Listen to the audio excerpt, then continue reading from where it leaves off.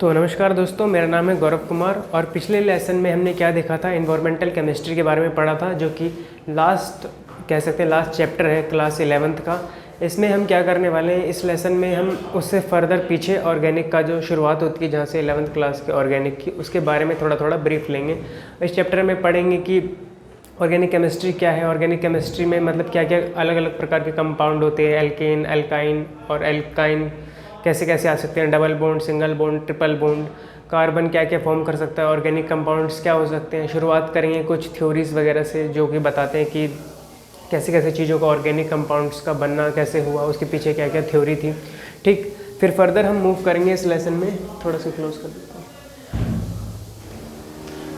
फिर फर्दर इस लेसन में अगर हम आगे की तरफ मूव करते हैं तो फिर हम इसमें क्या देखेंगे कि नोमेनक्लेचर वगैरह देखेंगे। ठीक है, नोमेनक्लेचर के बाद इसमें रेजोनेंस इफेक्ट देखेंगे, मेसोमेरिक इफेक्ट देखेंगे, इंडक्टिव इफेक्ट देखेंगे, है ना। तो डिफरेंट प्रकार के इफेक्ट्स वगैरह भी इसमें हम स्टडी करेंगे। तो बाकी हम इस लेसन में जो ऑर्गेनिक केमिस्ट्री से रिलेटेड जो चीज़ें हैं उनके तक ही डिस्कस करेंगे, तभी मैंने ऊपर ऑर्गेनिक केमिस्ट्री लिखा है। और जो बाकी बचा हुआ टॉपिक है टेक्निक्स वगैरह का, जिसमें बेसिकली मेथड होते हैं, जैसे कि क्या कह सकते हैं उसको, एनालिटिकल केमिस्ट्री वाले जो मेथड है उसके लिए मैं एक नेक्स्ट वीडियो बताऊंगा। वो भी काफ़ी इंपॉर्टेंट है, मतलब not as a exam point of view वैसे इंपॉर्टेंट नहीं है, लेकिन उसकी जो एप्लीकेशंस है वो बहुत ज़्यादा इंपॉर्टेंट है। अगर आप फर्दर स्टडीज़ के लिए जाते हो तो आपको थोड़ा सा ब्रीफ पता होना चाहिए। एज अ इंटरव्यू प्रोसेस के तौर पर उन सब चीज़ों के बारे में पूछा जाता है। जैसे कि उसमें ये थोड़ा एनालिटिकल के बारे में बता रहा हूँ कि मैं उसमें क्या बताऊँगा, क्योंकि उसके बारे में तो मैं नेक्स्ट वीडियो में ही डालूँगा। तो उसमें क्या हो रखा है, तो उसमें थोड़ा मेथड वगैरह बता रखे हैं एस्टिमेशन के, नाइट्रोजन एस्टिमेशन के, ड्यूमास मेथड हो गया, जेल्डाही मेथड वगैरह हो गया। उससे पहले अगर देखें तो उससे पहले भी कुछ मेथड वगैरह हैं, वो एनालिटिकल केमिस्ट्री में यूज़ होते हैं, जैसे क्रोमेटोग्राफी के टेक्निक्स हो गए, डिस्टिलेशन प्रोसेस हो गया, सब्लिमेशन हो गया, फ्रैक्शनल डिस्टिलेशन हो गया, डिस्टिलेशन हो गया, और क्या कहते हैं क्रिस्टलाइजेशन वगैरह प्रोसेस है। तो उन सब के बारे में भी हम डिस्कस करेंगे, लेकिन वो सेकंड वीडियो पार्ट होगा जिसका ऑर्गेनिक केमिस्ट्री का, जिसमें टेक्निक से रिलेटेड क्वेश्चन के बारे में हम आगे की तरफ जाके डिस्कस करेंगे। ठीक है बच्चों, तो जैसे कि इस लेसन का नाम क्या है, ऑर्गेनिक केमिस्ट्री। तो ऑर्गेनिक केमिस्ट्री हम यहाँ से जो है वो आगे शुरू करने वाले हैं। तो ठीक है दोस्तों, तो हम अब इस लेसन को आगे की तरफ शुरू करते हैं। तो थोड़े से वाइटल फोर्स के बारे में, मतलब जो थ्योरीज़ हैं इस लेसन में, उसके बारे में डिस्कस कर लेते हैं। तो थ्योरीज़ क्या है, पहली थ्योरी तो जो 70-80s के अराउंड क्या हुआ था, इनकी शुरुआत हुई थी ऑर्गेनिक कंपाउंड्स के बारे में डिस्कशन की। तो पहली थ्योरी वाइटल फोर्स के बारे में जो कि वर्जिलियस ने दी थी। इन्होंने बोला था कि जो ऑर्गेनिक कंपाउंड्स हैं, बेसिकली ऑर्गेनिक कंपाउंड क्या होते हैं, जो कि carbon, hydrogen, oxygen, sulphur, phosphorus इनको कंटेन करते हैं। अगर आप ये देखोगे तो आपको मैं एक चीज़ बता देता हूँ, ये चीज़ इसमें लिखी नहीं हुई, लेकिन आपको पता है कि डीएनए का जो स्ट्रक्चर होता है डीएनए का, उसके अंदर कार्बन तो होता ही है क्योंकि बैकबोन इसी की होती है। हाइड्रोजन बॉन्डिंग आपको देखने को मिलती है, ऑक्सीजन प्रेजेंट ही होता है क्योंकि तभी वो डीऑक्सी राइबोन्यूक्लिक एसिड होता है, और alcohol group as a present होता है। नाइट्रोजन ग्रुप प्रेजेंट होता है किसमें, पैरामिडिन में, क्योंकि मैं अज्यूम कर रहा हूँ कि आपने पढ़ा होगा इसके बारे में। पैरामिडिन रिंग होती है, प्यूरिन रिंग होती है किसकी, नाइट्रोजनस बेस जिसको कहते हैं हम, ठीक है, नाइट्रोजनस बेस। उसके बाद सल्फर प्रेजेंट होता है किसमें, अमीनो एसिड में। अगर आपने मेरा पिछला लेसन वाला वीडियो देखा हो इन्वायरमेंटल केमिस्ट्री का, तो मैंने उसमें ये भी बताया था कि कौन से में, दो में प्रेजेंट होता है, एक एम में एक सी में। बताना ये नॉन एसेंशियल अमीनो एसिड होते हैं या एसेंशियल अमीनो एसिड होते हैं, ठीक है। बाकी फॉस्फोरस भी प्रेजेंट होता है क्योंकि फॉस्फेट का ही बैकबोन देखने को मिलता है, सॉरी फॉस्फेट ग्रुप प्रेजेंट होता है जो कि कनेक्टिंग लिंक होता है किसमें, डीएनए के मॉलिक्यूल्स के बीच में, ठीक है, क्योंकि फॉस्फोडाइस्टर बॉन्ड की स्थापना होती है वहाँ पे, ठीक है, जो कि 5 प्राइम पे होता है। अगर आपने बायो लिया तो आपको समझ में आ रहा है कि मैंने क्या बोला है यहाँ पे, ठीक। जनरली अगर आप बायो बैकग्राउंड से तो भी कोई दिक्कत नहीं। जनरली आपको इतना याद रखना कि ऑर्गेनिक कंपाउंड्स में जितनी भी चीज़ें हैं ये प्रोटीन्स और अमीनो एसिड में, मतलब अमीनो एसिड से ही प्रोटीन बनता है, और डीएनए में ये सारी चीज़ें ऑर्गेनिक फॉर्म में प्रेजेंट होती हैं, ठीक है। इसको जनरली क्या कहते हैं, ऑर्गेनिक कंपाउंड्स भी कहते हैं। तो वाइटल फोर्स थ्योरी जो दी थी वो किसने दी थी, वर्जिलियस ने दी थी, ठीक। तो इसने बोला था कि जो भी चीज़ें हैं ऑर्गेनिक वो ऑर्गेनिक से ही बनेंगी, ठीक है। उसके बाद दूसरे साइंटिस्ट थे, उनका नाम क्या था, वोलर। तो इन्होंने बोला था कि ऐसा नहीं होता कि जो ऑर्गेनिक चीज़ें हैं वो ऑर्गेनिक से ही बने, वो इनऑर्गेनिक से भी बन सकती हैं। इसका एग्जांपल उन्होंने तब दिया था जब उन्होंने बताया था कि अगर हम क्या करते हैं, अमोनियम साइनेट को हीट करते हैं तो उसके बाद हम क्या बना सकते हैं, उसको हीट करने पे NH2 कौन है, तो मतलब कि यूरिया का निर्माण कर सकते हैं। ठीक है, तो वही इसमें बता रखा है। फिर फर्दर एक और साइंटिस्ट थे जिन्होंने कोल्बे और बर्थलोट, इन्होंने बताया कि मीथेन और एसिटिक एसिड को भी हम बना सकते हैं। ये इन्होंने लेबोरेटरी में एक्सपेरिमेंट करा जिसके थ्रू इन्होंने ये चीज़ें बताई। तो इससे कंफर्म हुआ है कि जो ऑर्गेनिक चीज़ें ज़रूरी नहीं कि ऑर्गेनिक कंपाउंड से ही बने, वो इनऑर्गेनिक कंपाउंड से भी बन सकती हैं। तो ये पहला टॉपिक था हमारा। अब हम नेक्स्ट टॉपिक की तरफ मूव करते हैं। ठीक है, तो ये आप देख लो, फिर उसके बाद मैं मिटा के इसको नेक्स्ट टॉपिक लिखने वाला हूँ इसमें। तो बच्चों अब हम थोड़ा आगे की तरफ चलते हैं। आगे की तरफ में क्या है, एल्केन, अल्काइन और एल्केन के बारे में बात करते हैं। तो जनरली जो अल्काइन की हाइब्रिडाइजेशन होती है वो होती है sp, एल्केन की होती है sp2 और एल्केन की होती है sp3 हाइब्रिडाइजेशन। ठीक है, तो सबके अंदर आपको जो है वो हाइब्रिडाइजेशन में s देखने को मिल रहा है। अब मुद्दे वाली बात ये है कि अल्काइन में क्या है, 50% जो है वो s कैरेक्टर है ना, और प्लस 50% जो है वो क्या है, p कैरेक्टर है। ठीक है, इसमें कि अगर हम बात करें तो इसमें हम क्या कह सकते हैं कि 70-30 का रेशियो है ना, 70-30 का रेशियो है। तो इसमें s कैरेक्टर जो है वो कैसे चल रहा होगा, 30% और 70% क्या चल रहा होगा, p कैरेक्टर। आगे वाले में हम क्या देखते हैं, 25 वाला, 25 s कैरेक्टर है, बाकी क्या है, p कैरेक्टर 75 है। ठीक है, तो ऐसे इनकी हाइब्रिडाइजेशन है। अब देखो, जिसमें जितना ज़्यादा s कैरेक्टर होता है उसकी इलेक्ट्रोनेगेटिविटी उतनी ज़्यादा होती है। तो इस बात का मतलब क्या है कि इलेक्ट्रोनेगेटिविटी सबसे ज़्यादा किस में देखने को मिल रही होगी हमें, ट्रिपल बॉन्ड वाले में। ठीक है, sp में। ठीक, sp को ही तो हम क्या कहते हैं, ट्रिपल बॉन्ड। sp2 को हम क्या कहते हैं, डबल बॉन्ड। sp को 3 को हम क्या कहते हैं, सिंगल बॉन्ड। ठीक है, तो इलेक्ट्रोनेगेटिविटी किसकी ज़्यादा देखने को मिलेगी, sp वाली, जिसमें ट्रिपल बॉन्ड है। ठीक है, अब देखो इलेक्ट्रोनेगेटिविटी जनरली वो एक प्रॉपर्टी है कि कौन कितने ज़्यादा इलेक्ट्रॉन खींच पाता है। ठीक है, मतलब कि किसके पास इतना मतलब एफिशिएंट वर्क करता है कि वो इलेक्ट्रॉन्स को अपने पास खींच पाए। जैसे कि हैलोजन ग्रुप्स वालों में देखा गया तो इनमें वो ज़्यादा इलेक्ट्रोनेगेटिव होते हैं। बाकी ऑक्सीजन भी इलेक्ट्रोनेगेटिव अच्छा होता है क्योंकि उसके पास क्या होते हैं, अनपेयर्ड इलेक्ट्रॉन्स होते हैं, है ना। जो पेयरिंग में इलेक्ट्रॉन्स होते हैं वो कैसे होते हैं, 2-2-2 करके ऐसे इलेक्ट्रॉन्स होते हैं उसमें। ठीक है, तो बाकी आप जब उसका एक एटॉमिक नंबर होता है उसके थ्रू जो आपको K शेल्स में भरते हो, जो आप 9-10 तक करते हो, उसके बाद आप ऑर्बिटल्स के बारे में बात करते हो जो कि और सब शेल्स होती हैं उसमें, तो उनके बारे में जाकर डिस्कस करते हो। S हो गया, P हो गया। ठीक है, इनके बारे में और भी डिटेल में बताऊंगा। जो 4th लेसन है केमिस्ट्री का जिसमें केमिकल बॉन्डिंग वगैरह है, उसमें S हो गया, P हो गया, D हो गया, F हो गया। F की तो बात ही नहीं पहुँचते। बाकी तो उन सब के ऑर्बिटल्स के बारे में बताऊंगा। फिर उसमें कैसे कैसे मॉलिक्यूलर स्ट्रक्चर बनाता है, कैसे कैसे हाइब्रिडाइजेशन होती है, जैसे trigonal, bipyramidal, pyramidal, planar, square planar. ठीक है, तो इन सब चीज़ों के बारे में हम मतलब जब हम पीछे की तरफ मूव करेंगे तो इसके बाद हम उसके बारे में डिस्कस करेंगे, जैसे ही ऑर्गेनिक वाला पोर्शन जो है ये खत्म हो जाएगा। ठीक है, तो जनरली इसमें आप इतना सा ध्यान रखो कि इसमें क्या बताइए कि इलेक्ट्रोनेगेटिविटी डायरेक्टली प्रोपोर्शनल है एस कैरेक्टर के। ठीक है, बाकी अब हम एक चीज़ देख लेते हैं इसमें कि, और फिर ये हाइब्रिडाइजेशन क्या है, एल्काइन की sp है ट्रिपल बॉन्ड, एल्कीन की sp2 है डबल बॉन्ड, एल्केन की sp3 है। ठीक है, बाकी इस पे से अभी आपसे रिलेटेड जो अभी, क्योंकि लेसन की शुरुआत हो रही है तो इसमें अभी कुछ धांसू है नहीं बताने के लिए, क्योंकि अभी शुरुआत हो रही है। धीरे धीरे जैसे मूव करेगा थोड़ा थोड़ा बताऊंगा। तो इस पेज पे क्या दे रखा था इसमें, यही इलेक्ट्रोनेगेटिविटी डायरेक्टली प्रोपोर्शनल है किसके, एस कैरेक्टर के। जितना ज़्यादा एस कैरेक्टर, अभी आपको इतने से ही मतलब रखना है, उतना ही ज़्यादा क्या है उसमें इलेक्ट्रोनेगेटिविटी है। ठीक, अब हम थोड़ा बॉन्ड कैलकुलेशन की तरफ मूव करेंगे कि सिग्मा बॉन्ड क्या होते हैं, पाई बॉन्ड क्या होते हैं, ट्रिपल बॉन्ड क्या होते हैं। ठीक, लेकिन उससे पहले चलो मैं एक आपको स्ट्रक्चरल वाला वो बता देता हूँ, क्योंकि मैं तो ऐसा जूम करके चल रहा हूँ कि आपको स्ट्रक्चरल वाला पता हो, पेंटीन क्या होता है, पेंटीन क्या होता है। ठीक, तो छोटा सा लेते हैं, मतलब कि इथेन वाला लेते हैं। चलो थोड़ा डार्क वाला, इथेन वाला स्ट्रक्चर लेते हैं। ठीक, तो इथेन में क्या होगा, ठीक, हर जगह पे हाइड्रोजन भर लेना, ये लो भर दो भाई, कोई दिक्कत नहीं। इसकी क्या है, sp3 हाइब्रिडाइजेशन है, सिंगल बॉन्ड। इथीन क्या होगा, डबल बॉन्ड प्रेजेंस है। ठीक है, 1 2 3, यहाँ पे एक और क्या होगा, ठीक, 1 2 3, यहाँ पे क्या होगा। ठीक है, अब इथाइन की बात करें, ट्रिपल बॉन्ड वाले की, ठीक है।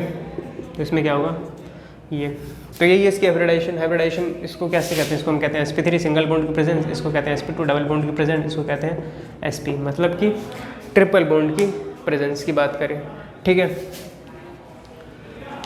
अब हम देखेंगे बॉन्ड कैलकुलेशन, लेकिन उससे पहले इसका नाम बता देता हूँ कि क्या कहते हैं। हम जनरली सिंगल बॉन्ड को जो रिप्रेजेंट करते हैं उसको साई से करते हैं, डबल बॉन्ड को रिप्रेजेंट करते हैं पाई से, ट्रिपल बॉन्ड को हम इसको हम क्या कहते हैं कि 1 सिग्मा 1 पाई बॉन्ड। ठीक है, इसको कहते हैं 1 सिग्मा प्लस 1 पाई बॉन्ड। ठीक, इसको कहते हैं 2 पाई बॉन्ड प्लस 1 सिग्मा। ठीक, तो ऐसे इनका कैलकुलेशन भी करते हैं हम। सिग्मा हम जनरली सिंगल बॉन्ड को कहते हैं।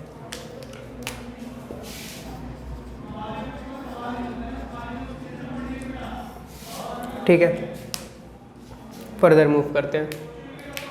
मुझे लगता है यहाँ तक समझ में आएगा, उसमें कोई दिक्कत नहीं है। ऐसे ही आप कोई भी स्ट्रक्चर बना लो, पेंटीन का बना लो, एरोमेट्रिक स्ट्रक्चर को छोड़िए कि वो तो थोड़ा बाद में है। तो यहाँ से तो आपने 10th क्लास में पढ़ा ही होगा, वो जहाँ से शुरू होता है ना, मीथेन, इथेन, वही सब, वो नॉन एंडिकेन वगैरह तक, प्रोशन तक। वैसे उसके आगे भी वो काफ़ी होता है, लेकिन उसकी कोई ज़रूरत होती नहीं, क्योंकि हमें तो बस काम से काम रखना है, समझने के लिए बस। तो अगर मानो कि आपको ये एग्जांपल दे दिया और इसमें आपको बोला गया कि सिंगल बॉन्ड कार्बन कार्बन के बीच में जो बने वो बता दो, कैलकुलेट करेंगे भाई सिंगल बॉन्ड कितने बने कार्बन कार्बन के बीच में, तो कैसे करोगे। चलो अगर आपको नहीं आता तो मैं इसको थोड़ा बड़े तरीके से बता देता हूँ। ये लो, ये हो गया 1 2 3, ठीक, फिर ये रहा, फिर 1 2, फिर 1, फिर 1 2, फिर 1 2 3। ठीक, अब देखो मैं हाइड्रोजन ही हटा देता हूँ क्योंकि मैंने हाइड्रोजन वाला तो पूछा भी नहीं है। जब हाइड्रोजन का पूछेंगे तो हाइड्रोजन का बता देंगे। अब पूछेंगे कि सिंगल बॉन्ड कितने हैं कार्बन और कार्बन के बीच में, तो भाई देखो सिंगल बॉन्ड कितने हैं, एक सिंगल बॉन्ड ये है, एक सिंगल बॉन्ड ये है, एक सिंगल बॉन्ड ये है। अगर कभी आप कंफ्यूज हो जाते हो कि आपने बॉन्ड सही बनाया या नहीं बना, तो आपको पता है कि कार्बन की कैटिनेशन की प्रॉपर्टी होती है, जनरली 4 बॉन्ड्स बनाता है। तो कैलकुलेट कर लेते हैं ना पहले, 1 2 3 4 इसका पूरा हो गया, 1 2 3 4 इसका पूरा हो गया। इसकी बात करें 1 2 3 4 इसका पूरा हो गया, 1 2 3 4 इसका पूरा हो गया, 1 2 3 4 इसका भी पूरा हो गया। ठीक है, तो आप सेटिस्फाई हो गए कि भाई देखो स्ट्रक्चर तो हमने सही बनाया, बॉन्ड भी हमारे सारे के सारे सही हैं। अब बात रही कैलकुलेट करने की। ठीक, तो कैलकुलेट कैसे करेंगे सिग्मा के सिंगल बॉन्ड को। तो ऐसा मान लेते हैं कि कार्बन कार्बन के बीच में यहाँ पे कितने बॉन्ड है सिग्मा वाले, तो यहाँ पे 1 सिग्मा बॉन्ड हो गया, यहाँ पे 2 सिग्मा बॉन्ड हो गया, यहाँ पे 3 सिग्मा बॉन्ड हो गया, यहाँ पे 4 सिग्मा बॉन्ड हो गया, यहाँ पे 5 सिग्मा बॉन्ड हो गया। ठीक है बच्चों, किसके बीच में पूछा गया था ये, कार्बन कार्बन के बीच में। ठीक, तो यहाँ पे हमें क्या देखने को मिला, 1 सिग्मा बॉन्ड यहाँ पे, 1 2 3 4, मतलब कि जब ट्रिपल बॉन्ड होता है तो हम उसको कैसे लेते हैं बच्चों, जब ट्रिपल बॉन्ड होता है तो हम उसको कैसे लेते हैं, एक सिंगल बॉन्ड के तौर पे लेते हैं सिग्मा, और 2 क्या लेते हैं उसमें पाई बॉन्ड के तौर पे हम क्या लेते हैं 2 बॉन्ड। ठीक है, तो हमें क्या पूछा गया इसमें कि इसमें सिग्मा कार्बन कार्बन के बीच में कितने हैं। ठीक, तो यहाँ पे 1 बॉन्ड है, यहाँ पे 2 बॉन्ड है, यहाँ पे 3 है, यहाँ पे क्या है 4। ये क्या है, ये नहीं होगा क्योंकि यहाँ पे कोई कार्बन नहीं है ना भाई। ठीक, तो इसमें सिग्मा बॉन्ड कितने हो गए 4।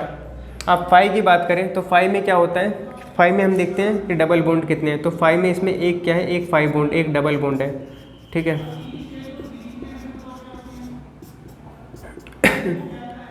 एक डबल बॉन्ड है और एक क्या है, एक सिग्मा बॉन्ड है, जिसे हम कहते हैं सिंगल बॉन्ड।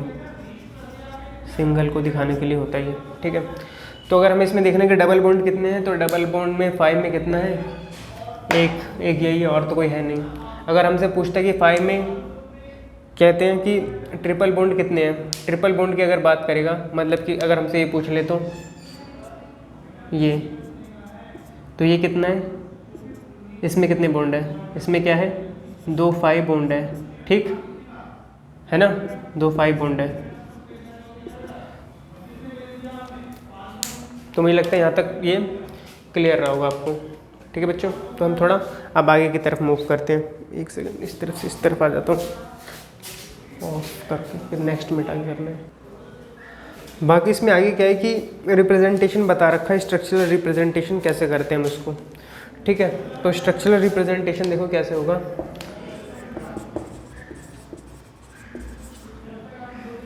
एक तो हो जाएगा स्ट्रक्चर वाला जो कि हम ऐसे पढ़ते हैं, ठीक है, सिंप्लिसिटी वाला। एक हो जाएगा केमिकल वाला। केमिकल मतलब जिसमें ऐसे इसको दूसरी तरीके से कैसे लिख सकते हैं, ऐसे लिख सकते हैं CH3 और एक सेकंड CH3, ठीक। ये थोड़ा सा ही अच्छा लिख दिया मैंने, थोड़ा बड़ा कर लेते हैं इसको। एक और जोड़ लेता हूँ, ठीक। तो इसको हम कैसे लिख सकते हैं, CH3 CH2 CH3, ठीक है। शॉर्ट फॉर्म में ऐसे लिख सकते हैं कि जिसको हम कैसे कंडेंस वाला फॉर्म। इसी को एक और तरीके से लिखते हैं, जैसे देखो कि मैंने यहाँ पे एक और चीज़ ऐड कर दी, आगे एक और स्ट्रक्चर ऐड कर दिया, एक और स्ट्रक्चर ऐड कर दिया, 1 2 3 4 5 6, मतलब क्या बन गया, हेक्सेन बन गया। तो मैं इसको एक और तरीके से लिख सकता हूँ CH3 1 2 3 4 4, ठीक है, CH2 4 और CH3, ठीक। तो इस तरीके से भी मैं इसको क्या कर सकता हूँ, लिख सकता हूँ। तो ये भी कंडेंस फॉर्म का ही एक जैसे कि जितने बार ये स्ट्रक्चर रिपीट हुआ, यहाँ पे इसके नंबर ऑफ टर्म्स लिख दी कि कितनी बार वो रिपीट हुआ, ठीक है। बाकी एक और होता है, उसको हम क्या कहते हैं, जिगजैग कहते हैं,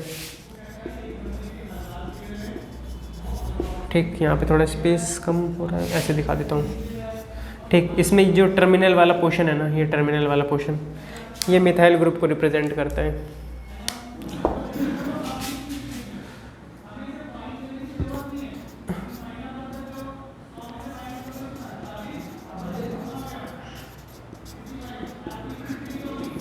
ठीक है। तो ये किस चीज़ का एग्जाम्पल हुआ, आप इसको बना के देख लो, कोई दिक्कत हो आपको तो। जगह है ना यहाँ पे, देखो कैसे बनाऊंगा, CH3, ठीक। उसके बाद यहाँ पे गया CH2, ठीक है। उसके बाद यहाँ पे गया CH2, उसके बाद यहाँ पे गया CH2, उसके बाद नीचे आ गया CH3, ठीक है। 1 कार्बन 2 कार्बन 3 कार्बन 4 कार्बन, ये क्या है 5, ठीक। तो कितने 1 2 3 4 5, ठीक है।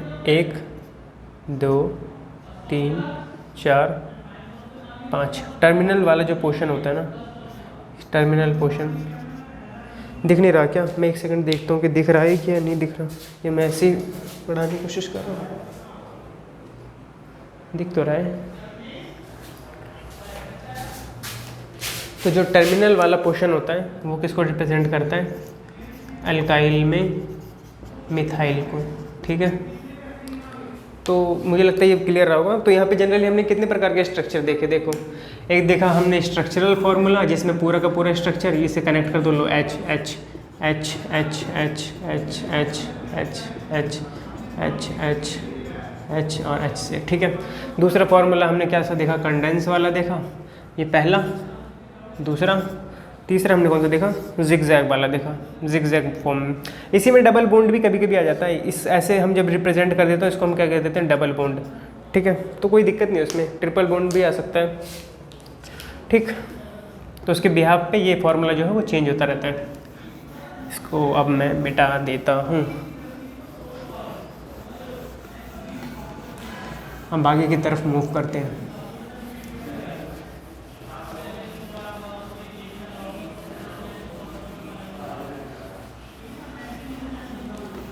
ज़्यादातर जो छोटे टॉपिक है वो मैं एक बार में ऐसे लिख के समझाता चलूँगा, बाकी जब नोमेनक्लेचर आएगा उसमें मैं थोड़ी देर पहले लिख लूँगा, ताकि फिर वो मुझे बार बार देखना ना पड़े।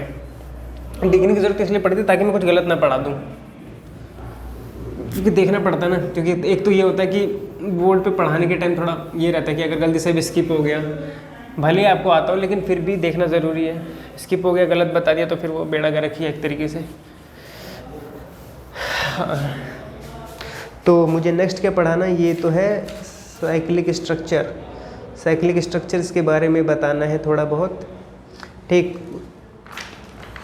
और तो कुछ खास है नहीं, कंडेंस फार्मूला वही नकली वाला बता रखा है।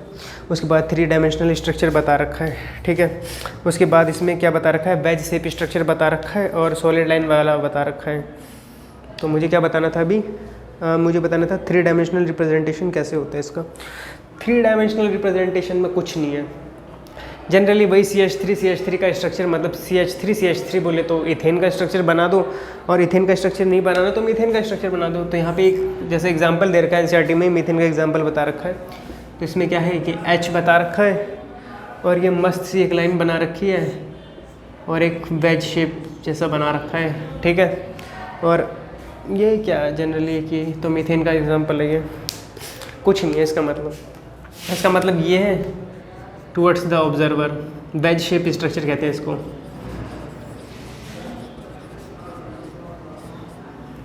इसका मतलब क्या है, टुवर्ड्स द ऑब्जर्वर, और डैश लाइन का मतलब क्या है कि अवे फ्रॉम द ऑब्जर्वर, ठीक है, मेरी तरफ मैं देख रहा हूँ। और ये सिंगल लाइन का मतलब क्या है, प्लेन ऑफ पेपर या नॉर्मल।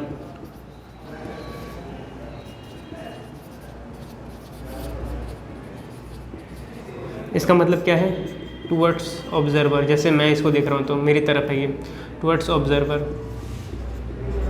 देखो ये सारी चीज़ें ना हमको वो करनी होती है, एज्यूम करनी होती है, क्योंकि आपको तो कभी ये मॉलिक्यूल दिखेगा नहीं, तो आप कैसे पता करोगे इन सब चीज़ों के बारे में। इन सब चीज़ों के बारे में हाईली मतलब इलेक्ट्रॉन माइक्रोस्कोपी के अंदर स्टडी करी जाती है, फिर एक्चुअली क्रिस्टलोग्राफी टेक्निक्स होते हैं, उनके थ्रू हम मॉलिक्यूल्स को देखने की कोशिश करते हैं, ठीक है। तो ये ज़रूरी नहीं कि हमको ये दिखेगा, ठीक है, क्योंकि हम तो देख ही नहीं सकते। ये तो पुराने जो रिसर्च हो रखे हैं वहाँ पे उन्होंने वो टेक्निक्स वगैरह इस्तेमाल करके काफ़ी हाईली इलेक्ट्रॉन माइक्रोस्कोपी की टेक्निक्स होते हैं, जिसके थ्रू आप इनको ऐसा एनालाइज कर सकते हो या देख सकते हो।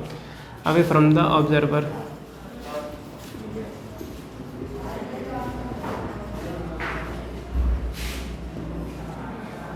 ठीक है बच्चों।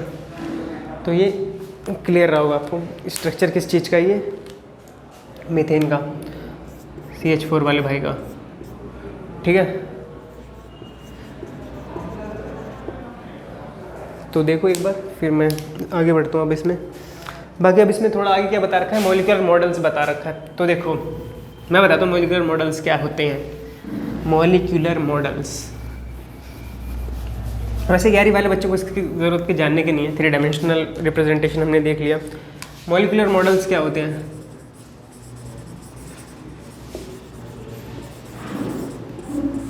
यार ये क्लियर नहीं आ रहा क्या?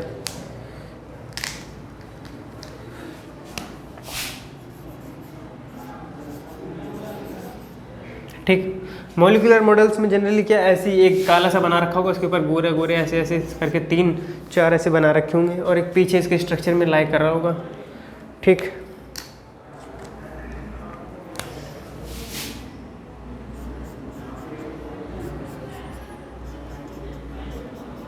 आप सोचो ये स्ट्रक्चर किसका हो रहा होगा,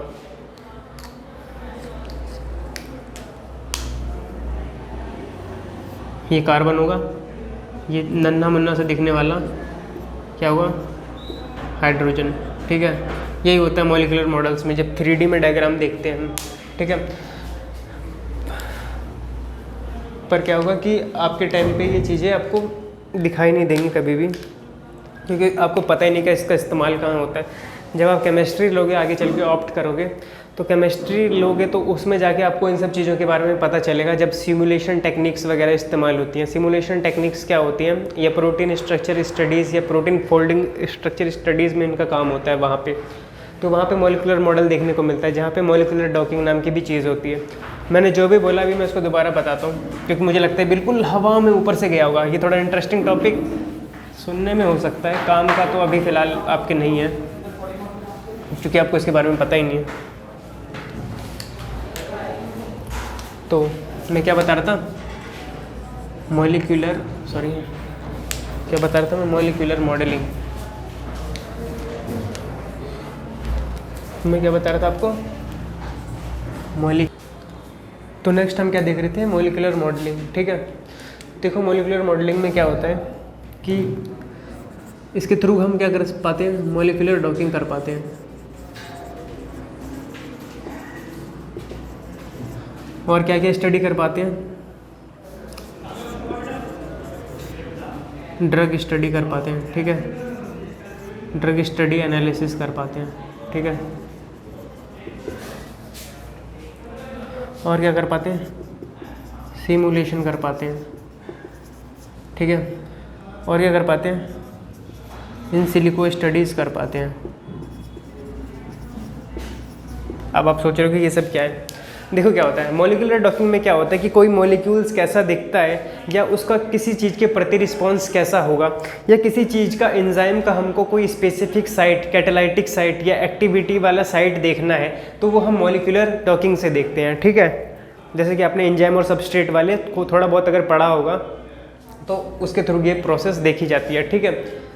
इन सिलिको मतलब कंप्यूटेशनल एनालिसिस के थ्रू, ठीक है, मतलब कंप्यूटर का इन्वॉल्वमेंट होता है इसमें, सॉफ्टवेयर आते हैं उसके थ्रू हम इसकी एनालिसिस करते हैं, ठीक है। इन सिलिको स्टडीज़ का मतलब ही यही होता है कि जो कि मतलब कंप्यूटर बेस्ड स्टडी, मतलब कंप्यूटेशनल स्टडीज़ के थ्रू, सॉफ्टवेयर स्टडीज़ के थ्रू हमको क्या करें, देखने को मिले, ठीक है।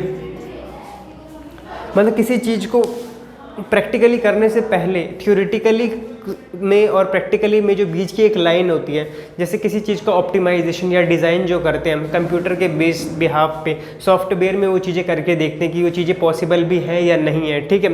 तो वैसी स्टडीज़ को हम कहते हैं इन सिलिको स्टडीज़ या कंप्यूटेशनल स्टडीज़ कहते हैं, ठीक है। तो उसमें इसका काम होता है। सिमुलेशन क्या होता है कि जनरली मिमिक करना। मिमिक का मतलब क्या कि नेचुरल कंडीशंस को मिमिक करती हैं चीज़ें, ठीक है, आर्टिफिशियली, ठीक। ड्रग स्टडीज़ में क्या कि ड्रग के इफेक्ट को हम जब देखते हैं, इफेक्ट को कि ड्रग के इफेक्ट क्या है और ड्रग के इफेक्ट क्या है, ठीक है, तो उस केस में काम आता है। और मॉलिक्यूलर डॉकिंग क्या होता है, जैसे कि एक पर्टिकुलरली कि कोई कैटालिटिक साइट है, जैसे कि देखो मैं बताता हूँ, ये हो गया, ये हो गया,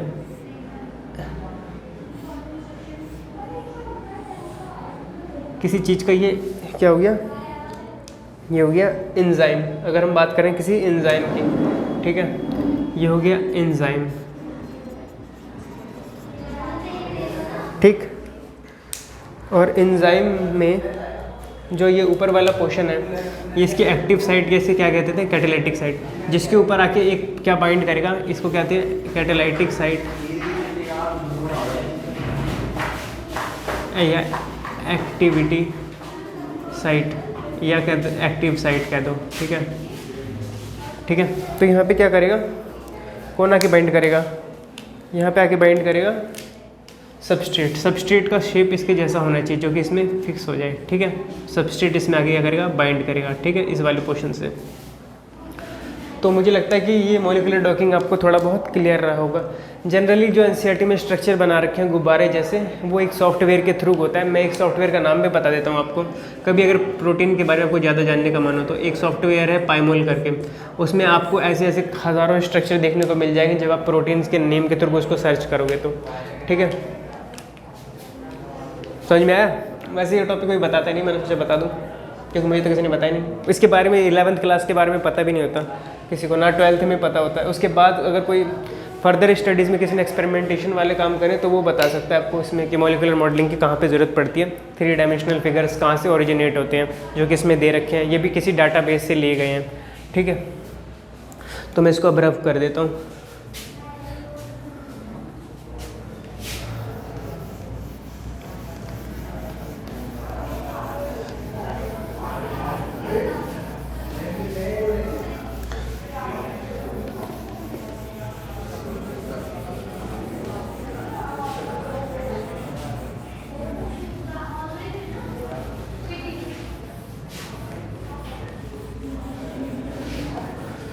बाकी इसमें क्या क्या होता है, पाइमोल होता है और एक और होता है फोल्डेड करके नाम है उसका, FOLDIT, वो भी एक पाया जाता है, ठीक। अब देखते हैं आगे क्या पढ़ाना है इसमें। बार बार पॉज करने से अच्छा है कि जो छोटे छोटे टॉपिक्स हैं उसको ऐसे में लिख लिख के थोड़ा कंटिन्यू करता रहूँ। आगे इसमें कुछ नहीं, यही एलिफैटिक वगैरह की क्लासिफिकेशन दे रखी है। एलिफैटिक है, फिर एरोमेटिक है, उनकी क्लासिफिकेशन दे रखी है। साइक्लिक सिस्टम दे रखा है, साइक्लिक सिस्टम में क्या कुछ नहीं, वही पेंटेन हेक्सेन वगैरह इनके बारे में बता रखा है कि अगर कोई स्ट्रक्चर है, ट्रायंगल बना सकते हैं क्या इसमें, हाँ भाई ट्रायंगल है, साइक्लोप्रोपेन कहते हैं उसको, CH3 CH2 CH3, ठीक। यार इनको जाने दो, शोर कर रहे हैं, एक सेकंड में पॉज कर देता हूँ ना।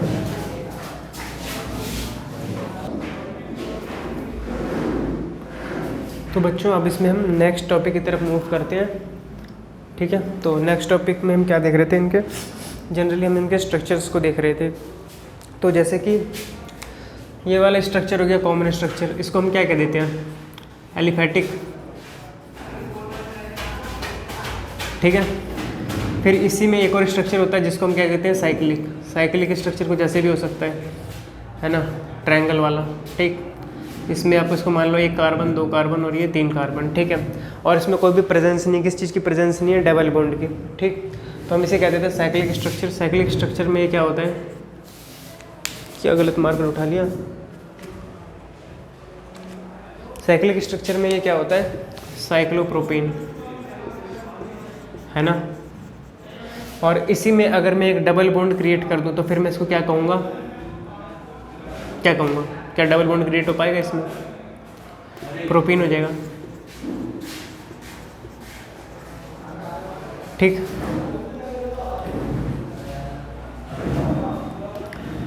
और देखो, और क्या मैं बता रहा था, अब एक और होता है जिसको हम कहते हैं एरोमेटिक स्ट्रक्चर, इसमें बेंजीन रिंग आते हैं, ठीक है। एरोमेटिक स्ट्रक्चर में कौन से रिंग आते हैं, बेंजीन रिंग, ठीक है। तो जो बेंजीन रिंग होती है ये एक एक पर्टिकुलर इंस्टेंस की अगर हम बात करें, ऐसा दिखता है कुछ, ऐसे भी बना लो या ऐसा भी बना लो, जैसी आपकी श्रद्धा है वैसा बना लो।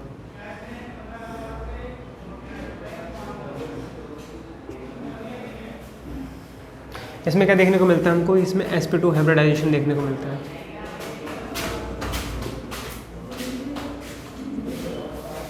ठीक है। और साइक्लोप्रोपीन की जगह अगर आप प्रोपीन बनाते हो, ठीक, साइक्लोप्रोपीन की जगह प्रोपीन बनाओगे तो कुछ नहीं होगा, में डबल बॉन्ड आ जाएगा, ठीक है। ऐसे CH, ये देखो यहाँ पे डबल बॉन्ड 1 2 3 1 2 3, ठीक। तो क्या होगा, अगर यहाँ पे मैं डबल बॉन्ड लगाता हूँ 1 2 3 4, तो ये क्या बना लेगा 5, तो यहाँ पे से 1 को हटाना पड़ेगा, ठीक है। 1 2 3 4 5, तो 1 को क्या करेगा ना, हटाना पड़ेगा, ठीक है। तो ये क्या बन जाएगा,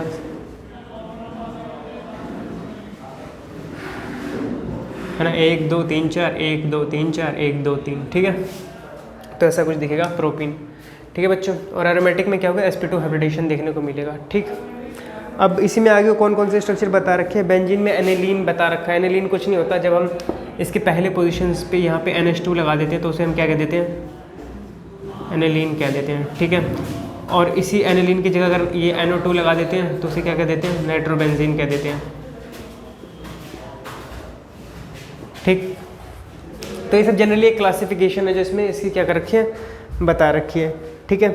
साइक्लोहेक्सीन होता है, फिर क्या ये टेट्राहेड्रोफ्यूरेन होता है, फ्यूरेन होता है, पायरेन होता है, 5 कार्बन के मॉलिक्यूल्स होते हैं, 4 कार्बन के मॉलिक्यूल्स होते हैं, उन्हीं की क्लासिफिकेशन वगैरह बता रखी है। अब मैंने साइक्लोप्रोपीन क्यों बना दिया, तो जनरली एक एग्जांपल था आपको ऐसे समझाने के लिए, ठीक। तो मुझे लगता है आपको क्लियर रहा होगा यहाँ तक कि मैंने क्या बताया स्ट्रक्चर वगैरह, क्योंकि इसमें कुछ खास है नहीं, ये तो आप क्लासिफिकेशन पढ़ोगे तो भी जान लोगे, खुद से भी एक बार रीडिंग मारोगे तो भी इसके बारे में जान लोगे, ठीक। अब आगे की तरफ मूव करते हैं। हाइड्रोक्साइलिक एरोमेटिक बता रखे, इसमें क्या है, इसमें फ्यूरेन का रिंग है। फ्यूरेन का रिंग देखो क्या होता है, फ्यूरेन का रिंग इन्होंने ऐसे बना रखा है,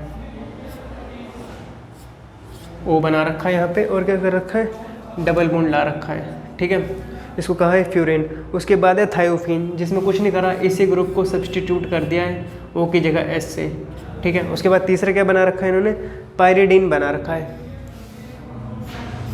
पायरिडीन कैसे बनाया, ऐसे, है ना, नाइट्रोजन कंपाउंड ला रखा है यहाँ पे, और उसके आगे क्या लगा रखा है, यहाँ पे एक डबल, तो इसको छोड़ के एक डबल, और फिर इसको यहाँ पे छोड़ के एक डबल, ठीक है। तो पायरिडीन बना रखा है यहाँ पे। ये हाइड्रोसाइक्लिक कंपाउंड इसीलिए क्योंकि इनमें क्या देखने को मिल रहा है हमको कि हेटेरो एटम्स प्रेजेंट हैं, ठीक है। डिफरेंट प्रकार के एटम्स प्रेजेंट हैं, इसलिए हम इन्हें क्या कहते हैं, हेटेरोसाइक्लिक कंपाउंड्स कहते हैं। क्या कहते हैं, हेटेरोसाइक्लिक कंपाउंड।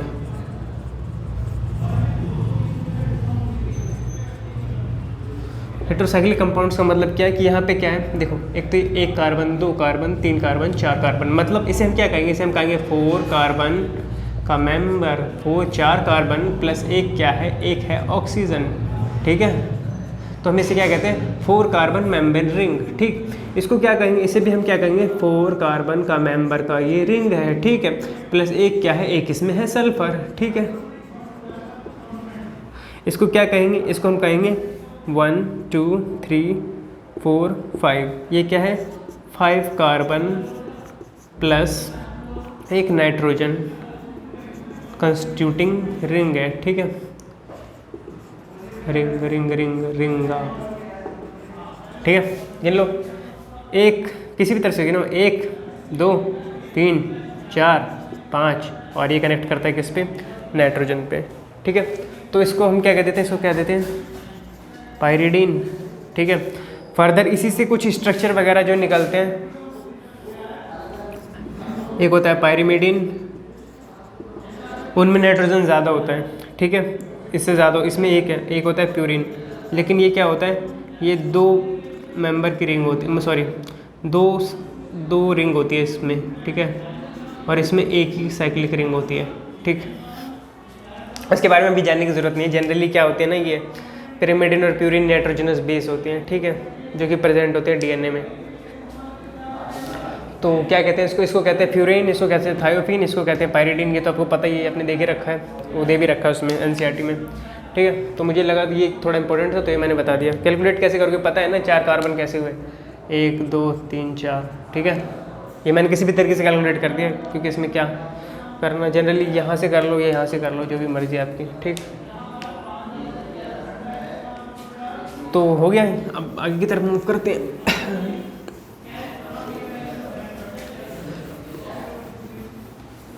हेट्रोसाइक्लिक पता चला ना क्यों कहते हैं इसको, क्योंकि इसमें डिफरेंट प्रकार के कार्बन को छोड़ के और भी चीज़ें प्रेजेंट है, ऑक्सीजन है, सल्फर है, इसीलिए इसको हेट्रोसाइक्लिक कहते हैं। होमोसाइक्लिक बेंजीन को कह सकते हो आप, क्योंकि इसमें कार्बन ही प्रेजेंट है एक तरीके से, है ना, कार्बन को छोड़ के और कुछ नहीं है। जब तक कि आप उसमें एनिलीन वगैरह ऐड नहीं कर देते, फिर NH2 हो जाता है, लेकिन वो रिंग का सब्स्टिट्यूटेड पार्ट नहीं, वो एक्सटर्नल पार्ट है, उसके ऊपर लगने के बाद वो एनिलीन बन गया या नाइट्रोबेंजीन बन गया, ठीक है। और प्लस उसमें हाइस्पिडो हाइब्रिडाइजेशन जो है बेंजीन को मेंटेन करना होता है, तो मेंटेन करता भी है, तभी हम इसको ट्रूली एरोमेटिक कहते हैं। बाकी अब होमोलोगस सीरीज़ है, इसमें फंक्शनल ग्रुप वगैरह है, उनके बारे में बता रखा है। फिर फंक्शनल ग्रुप तो आपने पढ़ा ही होगा 10th क्लास में, क्या क्या होते हैं, रेड से लिखता हूँ। फंक्शनल ग्रुप,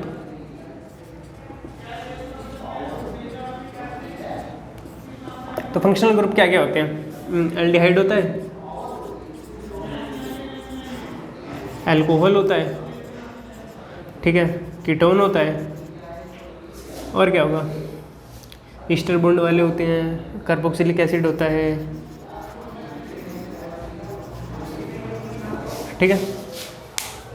रिप्रेजेंटेशन क्या होता है इसका,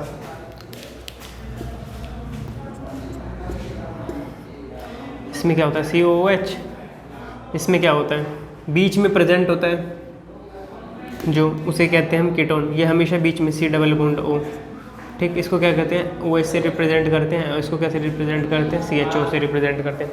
तो ये फंक्शनल ग्रुप प्रेजेंट होते हैं। अभी जनरली हम फंक्शनल ग्रुप के प्रायोरिटीज़ के बारे में तो नहीं देख रहे, बस फंक्शनल ग्रुप को ही मैंने थोड़ा ब्रीफ जो है इसमें थोड़ा बता दिया है, ठीक है। अब मैं एक चीज़ थोड़ा कंफर्म कर दूं पहले, जिसमें मुझे भी थोड़ी कन्फ्यूज़न रहती है।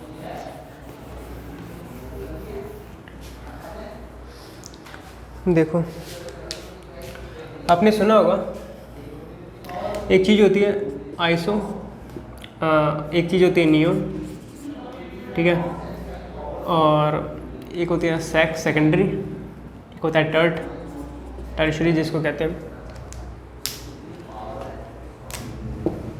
ये जनरली अल्काइल के लिए यूज़ होता है हमेशा, ठीक है, और ये कार्बन और हाइड्रोजन के बारे में होता है, ठीक है। इसमें क्या सेकेंडरी डिग्री हो गया, ये टर्शरी डिग्री हो गया, ठीक है, ठीक। और आइसो वाले में क्या करते हैं हम, जनरली कोई भी कंपाउंड अगर लिखे हम, और उसमें क्या होता है, आइसो तब आता है जब उसमें एक मिथाइल ग्रुप से सेकंड लास्ट कार्बन जो है वो अटैच हो रखा हो, ठीक है। और नियो वाला वो होता है जो कि जैसे कोई कंपाउंड बना C, ठीक है, इसके साथ CH3, ठीक है। मतलब ऐसा हो गया कि इसके पास जो हो गया आखिरी वाले में क्या देखने को मिला हमको, आखिरी वाले के पास कुछ भी प्रेजेंट नहीं हो, उसको हम क्या कह देते हैं, नियो कह देते हैं, ठीक है। और इसी में अगर कभी ऐसा हो जाए टर्शरी स्ट्रक्चर बन जाए जिसके पास फिर एक खाली रहे, ठीक है, और यहाँ पे कोई दूसरी ग्रुप आके अटैच हो जाए, तो इसे हम क्या कह देते हैं, टर्शरी कह देते हैं, ठीक। सेकेंडरी का भी होता है, जनरली इनको हम 3 डिग्री से कैलकुलेट करते हैं कि नंबर ऑफ हाइड्रोजन एटम को 3 में से माइनस कर देते हैं, है ना, नंबर ऑफ हाइड्रोजन एटम को जिससे किसी भी कार्बन के पास कितने हाइड्रोजन, जैसे CH2 हो गया, अगर इसका हमें डिग्री पता करना है, इसके साथ में CH3 हो गया, इसका डिग्री पता करना है, तो डिग्री पता करने के लिए हम क्या करेंगे, इसको 3 से माइनस कर देंगे इस वाले को, तो क्या हो जाएगा, ये प्राइमरी हो जाएगा। ठीक है, इनमें डिग्री का कोई मतलब नहीं होता, ये प्राइमरी भी हो सकते हैं, ठीक है, और ये सेकेंडरी भी हो सकते हैं, आइसो भी, ठीक है, और सेकेंडरी भी शो कर सकते हैं। ठीक है, ये अल्काइल ग्रुप्स के लिए जनरली बात करते हैं, और ये हम कार्बन और हाइड्रोजन के बारे में जब बात करते हैं तो हम देखते हैं। इसका मैंने इसलिए बताया क्योंकि इसका इस्तेमाल हम करेंगे जब नेक्स्ट हम IUPAC नोमेनक्लेचर में जब इनके बारे में बात करेंगे। ठीक है बच्चों, तो अब थोड़ा IUPAC नोमेनक्लेचर की तरफ क्या है उसकी तरफ हम मूव करते हैं। ये देखो आप,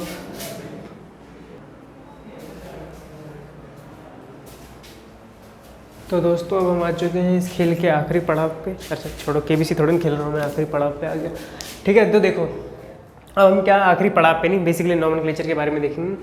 तो नोमेनक्लेचर के कुछ रूल्स होते हैं, ये मैंने रूल्स जो बताए हैं ये NCERT में दे रखे हैं, आप इनको समझ भी सकते हो, कोई दिक्कत नहीं है, आसान है, कोई ऐसा कोई पंगा वंगा नहीं है इसमें। ठीक है, 1-2 पॉइंट है जिसमें थोड़ा बहुत पंगा था, तो मैं थोड़ी देर पहले ही बता चुका हूँ आपको, वीडियो मतलब इससे पहले ही बता चुका हूँ, सैक वाला और वो वाला, सैक वाला और कौन सा, आइसो और न्यू वाला। ठीक है, तो और बाकी इसमें मैंने क्या चीज़ छोड़ी है, तो अभी इसके बाद में फंक्शनल ग्रुप के बारे में भी बताऊंगा, उनका नोमेनक्लेचर कैसे करते हैं, पर पहले सिंपल वालों का नोमेनक्लेचर देख लेते हैं। तो भाई साहब देखो, कभी भी नोमेनक्लेचर करना हो किसी भी मॉलिक्यूल्स का, तो आप उसी का नाम दोगे जो घर में सबसे ज़्यादा बड़ा हो। ठीक है, तो ठीक है, तो नेम उसी का होगा सबसे अच्छा, जो सबसे ज़्यादा क्या हो, बड़ा हो, बुजुर्ग हो, लंबा हो। ठीक है, लंबा in the sense of carbon chain. ठीक है, तो पहला प्रॉपर्टीज़ तो इसकी यही है कि जो कार्बन चेन की लेंथ है वो बड़ी होनी चाहिए, तब आप उसको पेरेंट कार्बन चेन मानोगे, जिसके बिहाफ पे आप उसका नेमिंग करोगे। ठीक है, कि जैसे कि पेंटेन हो गया, हेक्सेन हो गया, हेप्टेन हो गया, या सेप्टेन हो गया, डिकेन हो गया, नॉनेन हो गया। ठीक है, तो वो कौन से कार्बन का जो है बिना ब्रांचिंग के किसकी लेंथ जो है वो ज़्यादा बड़ी है, उसके बिहाफ पे हम उसका नेम या नामकरण जो है वो करते हैं। ठीक है, नामकरण या चूड़ाकरण, क्या कहते हैं उसको, चूड़ाकरण, वो करते हैं। ठीक, तो लॉन्गेस्ट चेन को हम सेलेक्ट करेंगे। पहला रूल तो ये है, जो भी कार्बन का लॉन्गेस्ट चेन जो भी है वो दे रखा हो, ठीक, तो उसमें जो सबसे लॉन्गेस्ट चेन होगी हम उसको क्या करेंगे, उसको हम सेलेक्ट करेंगे। ठीक है, इसमें क्या है, 1 2 3 4 5, एक और कर दो। ठीक है, 6, तो हम इसको जाके सेलेक्ट कर लेंगे कि क्या है, हमारा पेरेंट है। ठीक, दूसरा है ब्रांचिंग गेट्स लोअर नंबर। तो ब्रांचिंग को हम क्या करेंगे, हमेशा एक लोअर नंबर देंगे। अगर हम इस तरफ से कर रहे हैं तो हम यहाँ पे ये नहीं करेंगे 1 2 3 4 5 6, ये जो प्रक्रिया ये नहीं करेंगे। ये आपकी ठीक है, ये आपको पेरेंट कार्बन बता रहा है, लेकिन ब्रांचिंग अगर यहाँ पे हो गई है इसकी, या यहाँ पे एक ब्रांच निकल गया इसका CH3 करके, तो आपको अब यहाँ से इसका नोमेनक्लेचर करना है कि मतलब ये 1 होगा, ये 2 होगा, ये 3 होगा, ये 4 होगा, ये 5 होगा और ये 6 होगा। मतलब आपको लोअर नंबर किसको देना है, ब्रांच को देना है। किसको देना है लोअर नंबर, आपको ब्रांच को देना है। ठीक है, तो इसमें कोई दिक्कत है नहीं, 2 पॉइंट तो आपको समझ में आ गए होंगे कि सबसे पहले लंबा वाला चेन को चुनो, उसके बाद लोअर नंबर उसको दो जहाँ से ब्रांचिंग हो रही है। तो ये वाला प्रोसेस जो है वो गलत है और ये वाला प्रोसेस जो है वो सही है। ठीक है, उसके बाद क्या बोल रखा है कि अल्काइल ग्रुप्स को अल्फाबेटिकल ऑर्डर में रखना है, जैसे मिथाइल है, इथाइल है, ब्यूटाइल है। ठीक है, अगर मैं आपसे पूछूं कि अल्फाबेटिकल ऑर्डर में मिथाइल पहले आएगा, ये ब्यूटाइल पहले आएगा, तो आपका आंसर क्या होगा कि भाई ब्यूटाइल पहले आएगा क्योंकि उसके आगे क्या है, B है, और अल्फाबेटिकल ऑर्डर में मिथाइल बाद में आएगा क्योंकि उसके आगे क्या है, M है। ऐसे ही मैं पूछूं इथाइल और ब्यूटाइल में पहले कौन आएगा, तो आप बोलोगे ब्यूटाइल, क्योंकि उसमें अल्फाबेटिकल ऑर्डर में क्या है, B है। तो इसमें ऐसा कोई सोचने वाली बात नहीं है, ये तो आप बता ही दोगे कि अल्फाबेटिकल ऑर्डर में जो पहले आ रहा है उसे पहले रखेंगे, लेकिन इससे उसकी नंबरिंग पे कोई इफेक्ट नहीं पड़ेगा। सुन रहे हो, इससे उसकी नंबरिंग पे कोई इफेक्ट नहीं पड़ेगा, हम बस उसको लिख पहले देंगे। ठीक है, ऐसे बहुत जगह पे आपने देखा होगा कि वहाँ पे लिखा होगा 3 इथाइल, फिर डैश करके लिखा होगा 2 मिथाइल। ठीक है, ऐसा एग्जाम्पल दे रखे हैं NCERT में भी। तो इथाइल जो पहले इसलिए है क्योंकि उसमें जो लेटर है वो E पहले आता है। ठीक है, उससे उसकी नंबरिंग पे कोई इफेक्ट नहीं पड़ा, लेकिन अल्फाबेटिकली ऑर्डर के थ्रू आपने जब रिएक्शन लिखी तो उसमें उसको आपने पहले लिखा, मैं ये कह रहा हूँ। ठीक है, तो इसमें थोड़ा खोपड़ी मत खराब करना अपनी। ठीक, तो वही ये बात इतनी अच्छी तरीके से यहाँ पे अल्फ़ाबेटिकल ऑर्डर में लिखी पड़ी है। ठीक है, जैसे ये मिथाइल है, और अगर यहाँ पे कुछ एक और ग्रुप होता है, यहाँ पे CH2 और CH3 ऐसे लगा पड़ा होता, तो भी मैं क्या करता कि ये क्या होता इथाइल, तो इसमें क्या हो जाता, मैं पहले क्या करता इसको बोलता 3 पे, तो ये जो 4 पोजीशन है वो तो इसकी रहती ही रहती। ठीक है, 4 पोजीशन पे मैं क्या लिख देता, इथाइल लिख देता, और फिर हमें क्या लिख देता, 5th पोजीशन पे मिथाइल लिख देता। ठीक है, सॉरी सेकंड पोजीशन पे मिथाइल लिख देता, और ये कौन सा स्ट्रक्चर है, हेक्सेन का, तो क्या कह देता, मिथाइल हेक्सेन। ठीक है, अब उसके बाद क्या है, सेम ग्रुप कोमास के थ्रू सेपरेशन होता है। ठीक है, अगर कोई सेम ग्रुप है, जैसे मिथाइल मिथाइल 2 बार है, डाई मिथाइल है और वो दूसरी पोजीशन पे है, जैसे मानो यहाँ पे एक और मिथाइल मैंने लगा दिया ऐसे करके, अरे मिटा देता हूँ ना इसको, एक खच्चड़ बच्चड़ करने की जरूरत है।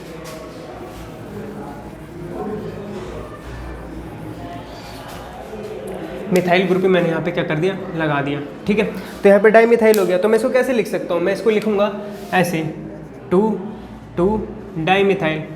ठीक है, इसमें इतना दिमाग लगाने वाली बात क्या है, ठीक है, समझ गए। ऐसे लिखूंगा, कोमा से सेपरेट कर रखा है, पैरेंथेसिस से मैंने उसके नेमिंग को, मतलब जो अल्फाबेट है उसको डिफरेंस कर रखा है, कोई दिक्कत नहीं।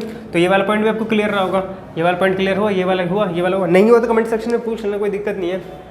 वैसे कोशिश करना, कोई दिक्कत नहीं, एक बार रीडिंग भी करोगे ना खुद से तो समझ में आ जाए, कोई पंगा नहीं है इसमें। Lower number of coming first in alphabetical order, देखो लोअर नंबर उसको देंगे जो किस में आ रहा है, पहले आ रहा है किस में, अल्फ़ाबेटिकल ऑर्डर में। ठीक है, ये बात अच्छी है, लेकिन इसमें कहीं पे भी इस चीज़ के बारे में नहीं लिखा।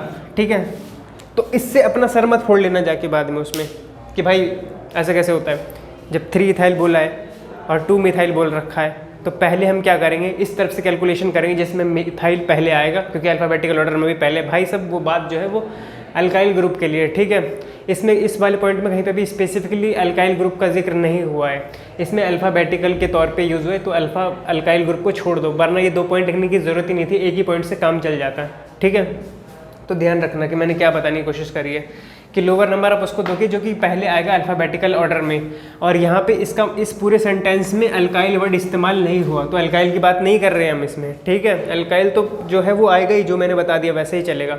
ठीक, अब अल्काइल के थ्रू हम क्या बता सकते हैं, आइसो और न्यू की टर्मिनोलॉजी IUPAC नोमेनक्लेचर में हम इसको इस्तेमाल करते हैं। ठीक है, सेक और टेट को प्रीफिक्स के तौर पे हम इस्तेमाल नहीं करते हैं। ठीक है, प्रीफिक्स तो ऐसे लिखते हैं ना, प्रीफिक्स के तौर पे उसका इस्तेमाल नहीं करते। ठीक है, समझ में आया क्या बोला मैंने, यही पॉइंट मैंने भी थोड़ी देर पहले मस्त तरीके से ड्रॉ करके बताया था।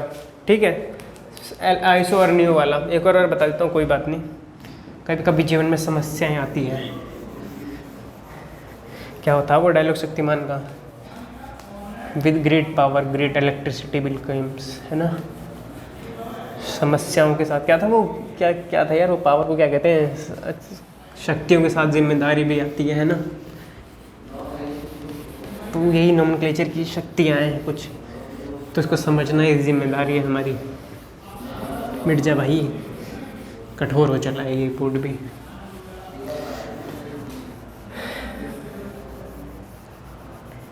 सिंपली कर दूंगा ना इसको, पानी से मिटा दूंगा, थोड़ी देर लिख नहीं पाऊंगा इस पर, और क्या फ्रिक्शन रिड्यूस हो जाएगी इस पर। मैं क्या बता रहा था आपको, हाँ आइसो की कहानी बताने वाला था मैं दोबारा से, है ना। तो देखो आइसो जनरली हम क्या लेते हैं, सेकंड लास्ट कार्बन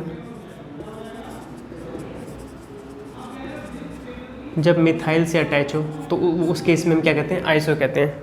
ठीक है, जैसे आइसो ब्यूटाइल हो गया, या आइसो क्या हो गया, आइसो पेंटेन हो गया, सॉरी आइसो प्रोपाइल हो गया।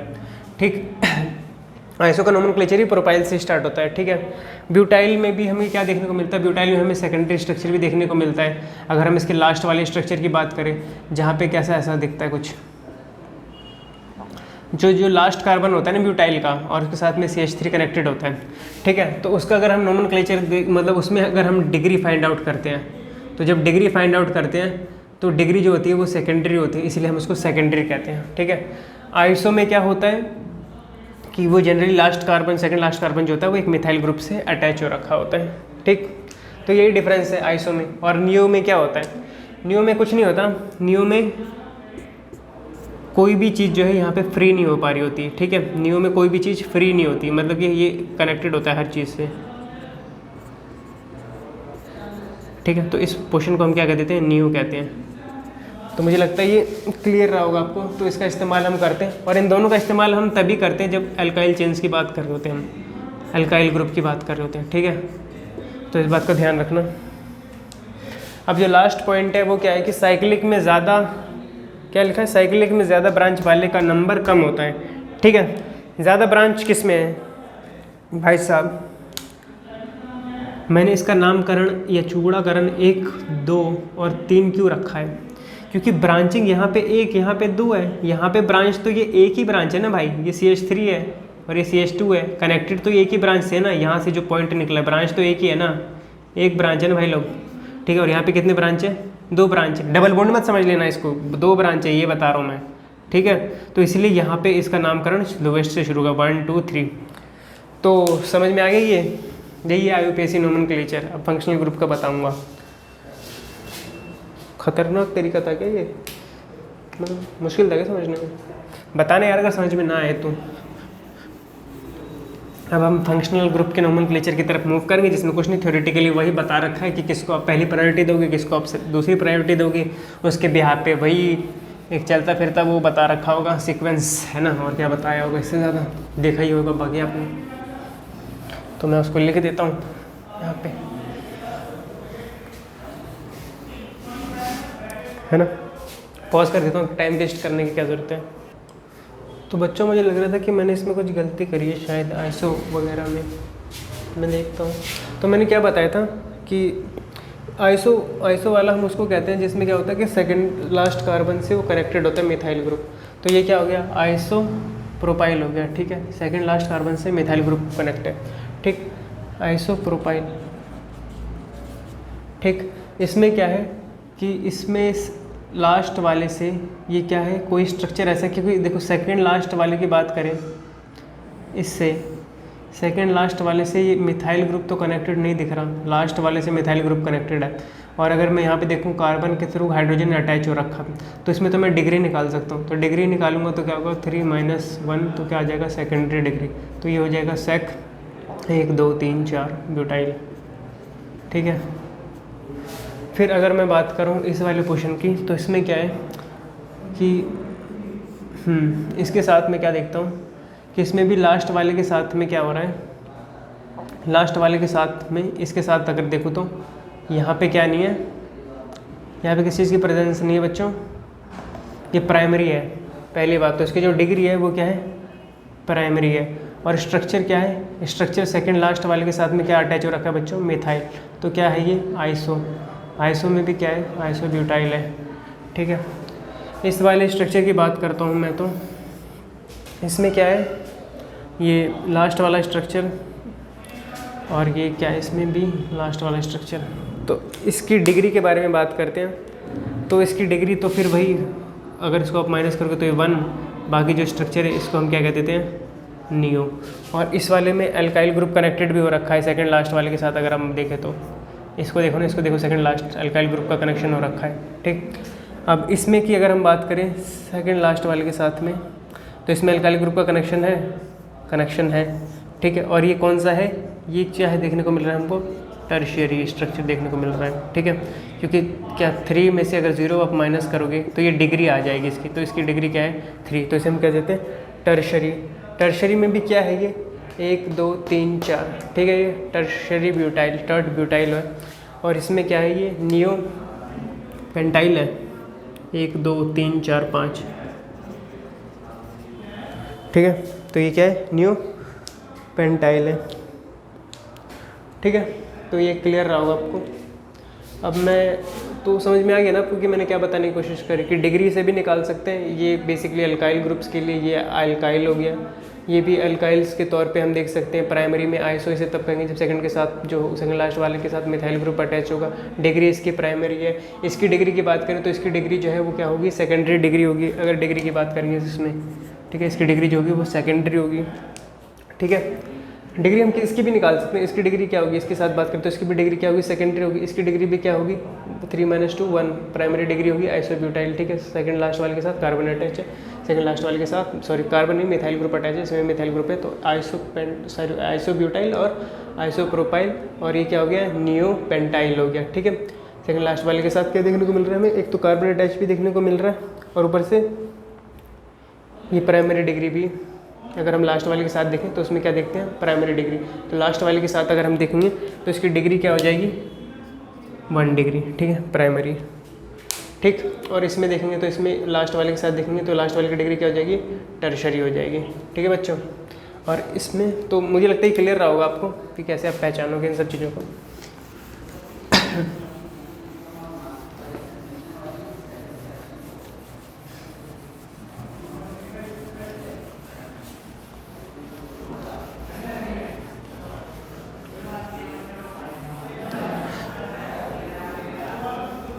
वैसे मैंने कुछ गलत बताया नहीं, मैं ये सोच रहा था कि क्या वो मैंने बस CH3 कर दिया था उसमें, इसने ये वो जो था क्या नाम है उसका, न्यू वाले में मैंने उस तरफ भी CH3 कर दिया था, इसमें CH2 दे रखा था। तो बस यही है, जो गलती होती है उसको उसी टाइम पे करेक्ट कर लिया जाए तो ज़्यादा बेहतर है। अब नेक्स्ट मूव करते हैं, मैं फंक्शनल ग्रुप। तो बच्चों अब हम क्या करेंगे, प्रायोरिटी ग्रुप के बारे में थोड़ा देख लेंगे, प्रायोरिटी क्या होती है। प्रायोरिटी वही जो पहले आओ पहले पाओ वाले नहीं, मतलब जिनको आप प्रायोरिटी देते हैं VIP लोगों की तरह। तो VIP लोग कौन है यहाँ पे, सबसे पहले तो आपका कार्बोक्सिलिक एसिड जो है वो सबसे बड़ा VIP है। ठीक है, अगर ये आपको कहीं पे भी दिख जाता है तो आप क्या करोगे, सबसे पहला स्थान इसी को दोगे। अगर ये आपको नहीं दिखता, बाई चांस आपको उस ग्रुप में ये दिख जाता है तो आप इसको पहला स्थान दोगे। अगर ये दोनों दिख जाते हैं तो पहला स्थान इसको दोगे, दूसरा स्थान इसको दोगे। ठीक है, हाँ, अगर ये दोनों में से कोई नहीं दिखता, ये दिख जाता है तो फिर पहला स्थान इसको दोगे। उसके बाद अगर आपको ये दिख जाता है तो दूसरा स्थान इसको दोगे। आप मुझे बताना कि ये ईस्टर बॉन्ड है या ईथर बॉन्ड है, ये काम है आपका बताना कि ये ईस्टर है या ईथर है, ये दोनों में से कोई भी नहीं है। ठीक, इसके बारे में बताना कि एसाइल बॉन्ड है या नहीं है, मैं पागल हो रखा हूँ, मैं इसको गलत बता रहा हूँ। ठीक है, तो ये बताना, इसको क्या दोगे, ये बताना कि इसको अमाइड कहते हैं या नहीं कहते या कुछ और कहते हैं। ठीक, देखना एक बार कौन सी बॉन्ड होती है, इसको नाइट्राइल कहते हैं या नहीं कहते हैं। तो आप क्या मान सकते हो कि COH को पहली प्रायोरिटी दोगे, अगर है तो नहीं है तो SO3H अगर प्रेजेंट है तो इसको सेकंड प्रायोरिटी दोगे। सेकंड प्रायोरिटी तब दोगे जब ये प्रेजेंट है, ये प्रेजेंट नहीं तो पहली प्रायोरिटी इसकी, ये भी प्रेजेंट नहीं तो पहली प्रायोरिटी इसकी, ये भी प्रेजेंट नहीं तो COCl की पहली प्रायोरिटी, और वो भी नहीं प्रेजेंट क्योंकि हैलोजन है तो प्रायोरिटी देनी पड़ेगी। उसके बाद वो नहीं है तो फिर NH2 प्रेजेंट है तो अमाइड बॉन्ड को प्रायोरिटी दोगे, और अगर ये भी प्रेजेंट नहीं है, नाइट्राइल है तो फिर इसको प्रायोरिटी दोगे। ये भी प्रेजेंट नहीं है तो आपका प्यारा एल्डिहाइड कह सकते हो आप, इसको प्रायोरिटी दोगे। ये भी प्रेजेंट नहीं तो कार्बोनाइल को दे दोगे। वो भी प्रेजेंट नहीं है तो इन दोनों की बराबरी की मान्यता दे दोगे, हाइड्रोक्सी या अमाइन की। ठीक है, वो भी प्रेजेंट नहीं है तो डबल बॉन्ड या तो ट्रिपल बॉन्ड। ठीक है, तो ध्यान रखो। और क्या, अब नेक्स्ट मूव करते हैं इसमें, ये डिपेंडिंग अपॉन प्रायोरिटी, आप कैसे उसको प्रायोरिटी दोगे। इसको याद करने का तरीका अगर मैं बताऊँ, कोशिश करता हूँ कुछ बन जाए तो अच्छा है। क्या बनाऊँ इससे मैं, कार्बोक्साइल, रुको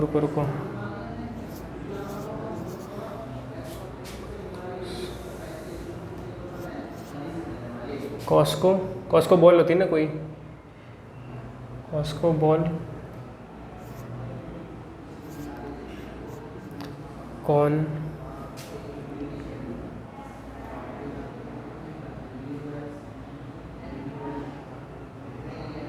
कॉस्को, कॉनल,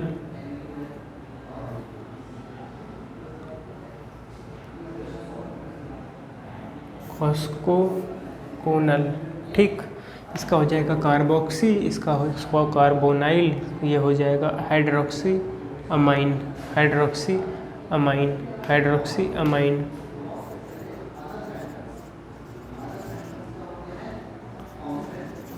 हाइड्रोक्सी अमाइन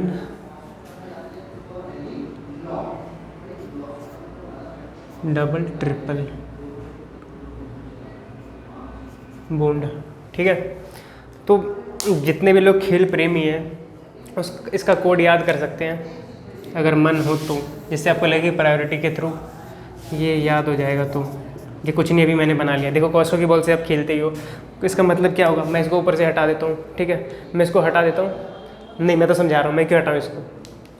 देखो क्या होगा यहाँ पे, कार्बोनाइल नहीं, क्या होगा, कार्बोक्सी हो जाएगा, SO3H हो जाएगा। उसके बाद क्या है यहाँ पे, कॉस्को में क्या है, ये CoR। ठीक है, कॉस्को यहाँ पे, अब यहाँ पे कार्बोनाइल में समझना कि कार्बोनाइल सबसे आखिरी में, तो यहाँ पे क्या होगा, कॉस्को।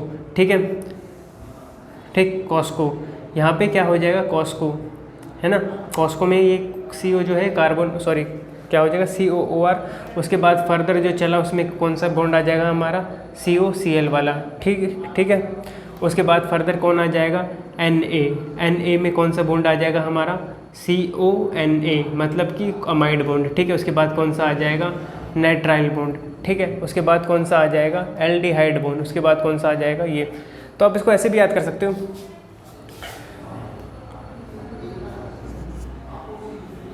कॉस्कोर CO, मतलब आप भूलोगे नहीं अगर इसको आप ढंग से याद करो। तो देखो कोड क्या होगा, कॉस्को, CO से क्या याद आएगा आपको, एक बार ठंडे माइंड से सोचना, कॉस्को कोनल कार्बोक्सी हाइड्रोक्सी अमाइन DTB, ठीक है। तो इसका दूसरा तरीका क्या हो जाएगा, कॉस्को कोनल CHA DT, ठीक है। चैड-T, ठीक, चैड-T, ठीक है। ये भी कॉस्कोकोनल चैड-T, ठीक। तो याद रखना, ये प्रायोरिटी ऑर्डर ऐसे याद कर सकते हो आप। और यार इसमें कुछ दिक्कत नहीं होती, प्रायोरिटी ऑर्डर अगर आप ऐसे याद करोगे कॉस्कोकोनल चैड-T तो कोई दिक्कत नहीं है। देखो चैड से आपको चैडविक याद रहेगा ना, चैडविक के बारे में आपने सुना ही होगा कभी ना कभी। चैडविक कोई था जिसने कुछ न्यूट्रॉन वगैरह कुछ डिस्कवर करा था ना। आ गए फिर से शैतान।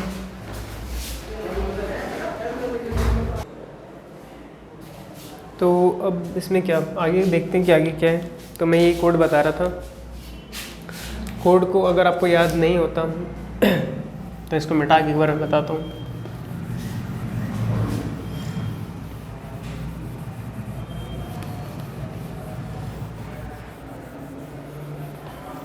क्या करोगे, कुछ नहीं, देखो क्या होगा, COO कॉस्को कोनल चैड-T, चैड से चैडविक और T मतलब DT क्या है, ये बॉन्डिंग है डबल और ट्रिपल, ठीक है। प्रायोरिटी ऑर्डर में देखना है तो सबसे पहले क्या आ जाएगा, कार्बोक्सी COOH, ठीक है। मैं छोटे छोटे जल्दी जल्दी लिखता हूँ। उसके बाद क्या है, SO3H, ठीक। उसके बाद कौन सा आ जाएगा, COOR, ठीक है। R रिप्रेजेंट क्या करता है, मिथाइल ग्रुप या एल्काइल ग्रुप को, ठीक है। उसके बाद क्या आ जाता है, CO में क्या आ जाएगा, यहाँ पे सोच के बता, CO में क्या आ जाएगा, कार्बोनाइल आएगा, नहीं कार्बोनाइल यहाँ पे नहीं आएगा। कार्बोनाइल कहाँ पे आएगा, इसमें आएगा, ठीक है। कार्बोनाइल इसमें आएगा। तो यहाँ पे क्या है, CO NH2 है। लेकिन उससे पहले एक और चीज़ मैं मिस कर गया यहाँ पे, वो कौन सी होती है, COCl, ठीक है। इसीलिए अगर आपको भूल भी जाओगे तो खुद से याद आ जाएगा आपको, COCl CONH2। उसके बाद कौन सा आ जाएगा यहाँ पे, CONH2 हो गया। ये फिर क्या है, ये एल्डिहाइड ही होगा, है ना। एल्डिहाइड में CHO, ठीक। उसके बाद कार्बोनाइल, अच्छा मैंने खुद ही लिख दिया वो, carbonyl C double bond O, ठीक। उसके बाद क्या है, हाइड्रोक्सी। उसके साथ में क्या है, अमाइन। उसके साथ में क्या है, डबल बॉन्ड। फिर उसके बाद क्या है, ट्रिपल बॉन्ड, ठीक है। तो समझ में आ जाना चाहिए अब तो आपको। बीच में मैं एक चीज़ खा गया, उसका नाम है नाइट्राइल। अब बताओ वो मैंने कहाँ पे खाया, CON एल्डिहाइड, यहाँ पे मैं खाया हूँ एल्डिहाइड से पहले N, तो यहाँ पे कौन आ जाता है, CN, ठीक है। तो ऐसे याद कर लोगे एक दो बार तो मुझे नहीं लगता कि आप भूलोगे बीच में अगर कुछ खा भी जाओगे तो, ठीक। बाकी बताना ये आपको ट्रिक समझ में आई या नहीं आई, कि आपको फ़ायदा देगी भी या नहीं देगी।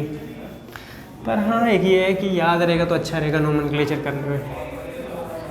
बाकी अपनी अपनी श्रद्धा है और इच्छा है याद रखने की।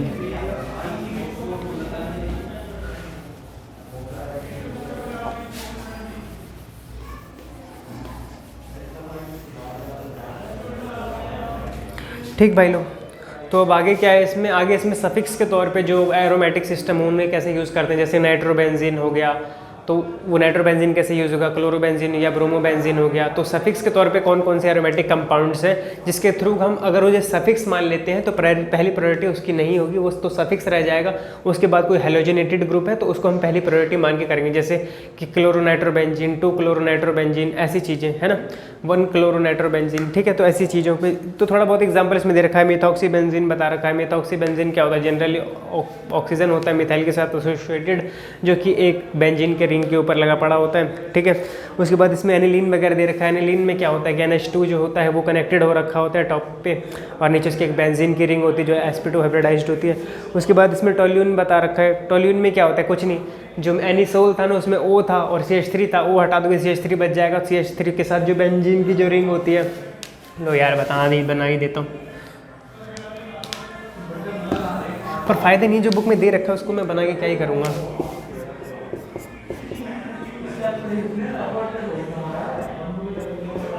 ठीक, तो इसी को टोल्यून कहते हैं। उसी में ऑक्सीजन लगा देते हैं उसके आगे, तो फिनॉल में OH लग जाता है बेंजीन के ऊपर, तो यही है, तो ये सफिक्स के तौर पे एक्ट करते हैं। तो वही नोमेनक्लेचर वगैरह जो है इसमें बता रखा है, ठीक। उसके बाद जो नेक्स्ट टॉपिक शुरू होता है वो कौन सा है, आइसोमेरिज्म है। उसके बाद उसमें स्ट्रक्चरल आइसोमेरिज्म है। स्ट्रक्चरल आइसोमेरिज्म के बाद उसमें पोजीशन वाला है, फंक्शनल वाला है, ठीक है। तो ये आप देख लोगे कि इसमें क्या क्या चीज़ें होती हैं। मैं एक बार इसको देख लेता हूँ, टॉपिक लिख लेता हूँ, उसके बाद फिर ये समझा दूंगा एक ही बार में, ठीक। तो पॉज करता हूँ क्योंकि आपको तो टाइम वेस्ट कर नहीं सकता मैं। तो भाई लोग आगे मूव करते हैं इस लेसन में आगे। तो क्लीवेज दो प्रकार के होते हैं, एक होता है होमोलाइटिक और एक होता है हेट्रोलाइटिक क्लीवेज, ठीक है। होमोलाइटिक क्लीवेज और हेट्रोलाइटिक क्लीवेज में डिफरेंस ये होता है कि जो हेट्रोलाइटिक क्लीवेज होता है वो कैसा होता है, शेड पेयर ऑफ इलेक्ट्रॉन्स की वजह से होता है ना। जो पेयरिंग होती है इलेक्ट्रॉन्स की वो कब देखने को मिलती है, क्या होता है, shared pair of electrons remains with one fragment, मतलब कि एक फ्रैगमेंट के जो इलेक्ट्रॉन्स हैं वो एक ही तरफ रह जाते हैं, ठीक है। जैसे कि क्या होगा, इसमें कुछ ना कुछ कलाकारी तो होनी चाहिए इसमें, जिसकी वजह से इसके ऊपर नेगेटिव चार्ज है। तो क्या हो रहा होगा, देखो जो हेलोजन है वो पॉजिटिव तो रहता है नहीं, इसको हेलोजन ही तो कहते हैं ना। ब्रोमीन को हेलोजन कहते हैं, क्लोरीन को हेलोजन कहते हैं, फ्लोरीन को कहते हैं, आयोडीन को भी कहते हैं, ठीक। तो क्या होगा कि ये बॉन्ड जो है ये वापस ले लेगा। अब बॉन्ड लेने की वजह से क्या होगा कि इसके ऊपर CH3 के ऊपर क्या आ जाएगा, पॉजिटिव चार्ज आ जाएगा, और प्लस Br के ऊपर क्या आ जाएगा, नेगेटिव चार्ज हो जाएगा। तो जो फ्रैगमेंट टूटा, शेयर्ड पेयर ऑफ इलेक्ट्रॉन जो है वो किसी एक के साथ में ही क्या होंगे, रह जाएंगे, ठीक है। इसी को हम कहते हैं हेट्रोलाइटिक क्लीवेज। होमोलाइटिक क्लीवेज में क्या होता है कि पेयर ना शेयर होके एक इलेक्ट्रॉन का शेयर होता है, ठीक है। एक इलेक्ट्रॉन का मूवमेंट होता है, दोनों तरफ देखने को मिलता है, इसीलिए इसे नॉन पोलर इंटरेक्शन भी कहते हैं। तो इसमें क्या होता है कि एक इलेक्ट्रॉन का शेयर मतलब एक इलेक्ट्रॉन का मूवमेंट होता है, और जो एक इलेक्ट्रॉन का मूवमेंट होता है उसे हम किससे रिप्रेजेंट करते हैं, ये आधे कर्व से, फिश हुक जैसा स्ट्रक्चर कहते हैं इसको, फिश हुक जैसा स्ट्रक्चर होता है। इससे क्या दिखाते हैं, एक इलेक्ट्रॉन के मूवमेंट को हम दिखाते हैं, ठीक है। तो फिर उसमें के बाद क्या होता है कि जो इलेक्ट्रॉन है, एक इलेक्ट्रॉन अगर मूव कर जाता है, एक इसमें और एक इसमें, शेयर्ड पेयर में तो दो इलेक्ट्रॉन होते हैं ना। अब यहाँ पे दो इलेक्ट्रॉन है, लेकिन एक इलेक्ट्रॉन इस तरफ मूव करेगा, एक इलेक्ट्रॉन इस तरफ मूव करेगा। एक इलेक्ट्रॉन अगर मूव करेंगे तो वहाँ पे क्या होगा, फ्री रेडिकल का जनरेशन हो जाएगा, ठीक है। फ्री रेडिकल का जनरेशन हो जाएगा।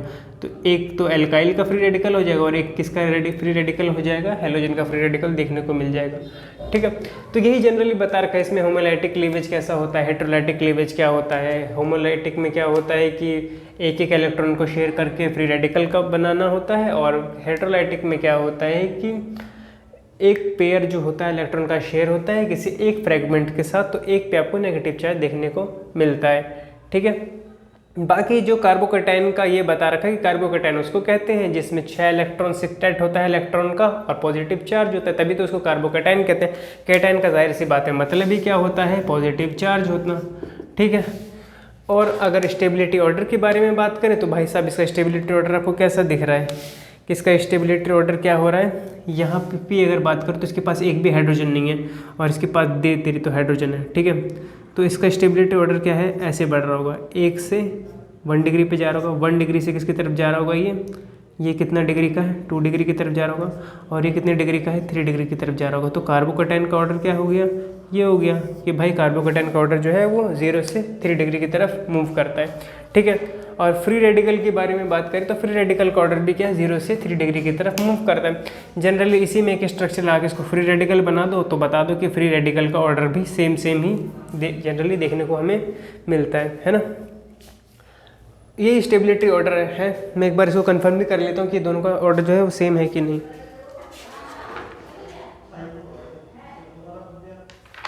टर्शरी है, और इसमें भी क्या है, प्राइमरी, सेकेंडरी और टर्शरी। हाँ ठीक है, दोनों में सेम ही देखने को मिलता है, दोनों का ऑर्डर जो है वो सेम ही होता है। ठीक है, तो मुझे लगता है मैं क्लियर रहूँगा यहाँ पे कि क्लीवेज में होमोलाइटिक क्लीवेज क्या होता है और हेटेरोलाइटिक क्लीवेज क्या होता है। कार्बोकैटायन का जो स्टेबिलिटी ऑर्डर होता है वो और रेडिकल का जो स्टेबिलिटी ऑर्डर होता है सेम 0 से 3 डिग्री तक मूव करते हैं। डिग्री आपको निकालना मैंने बता ही दिया है कि अगर किसी भी कार्बन के पास अगर 3 हाइड्रोजन प्रेजेंट है तो इसकी डिग्री क्या होगी, 0 डिग्री होगी, क्योंकि भाई 3 में से अगर हम 3 हाइड्रोजन को माइनस करते हैं तो इसकी डिग्री क्या आ जाएगी, 0 डिग्री। इसकी डिग्री क्या है, इसमें 2 हाइड्रोजन है, इसको 3 में से माइनस करेंगे तो क्या डिग्री आ जाएगी, इसकी 1 डिग्री आ जाएगी। इसकी डिग्री की बात करेंगे, यहाँ पे 1 हाइड्रोजन है, 1 हाइड्रोजन को 3 में से माइनस करेंगे तो इसकी डिग्री क्या आ जाएगी, 2 डिग्री आ जाएगी। इसमें 1 भी नहीं है तो इसमें 3 डिग्री आ जाएगी। ठीक है, तो मुझे लगता है कि क्लियर रहा होगा, डिग्री भी आप निकाल सकते हो स्टेबिलिटी ऑर्डर के बिहाफ पे। अब मैं आपको क्या बताऊँगा, अब मैं आपको बताऊँगा न्यूक्लियोफाइल क्या होता है, इलेक्ट्रोफाइल क्या होता है। ये दोनों, इन दोनों के जो शब्द हैं उसी में इनका आंसर छुपा पड़ा है। ठीक है, तो इसको हम मिटा देते हैं।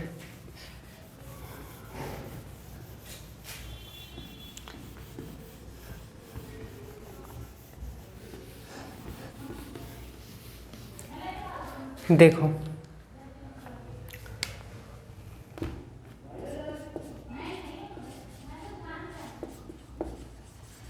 न्यूक्लियोफाइल, न्यूक्लियोफाइल का दूसरा मतलब क्या होता है, पॉजिटिव लविंग, है ना, जो पॉजिटिव को पसंद करे, जो पॉजिटिव चार्ज को पसंद करे।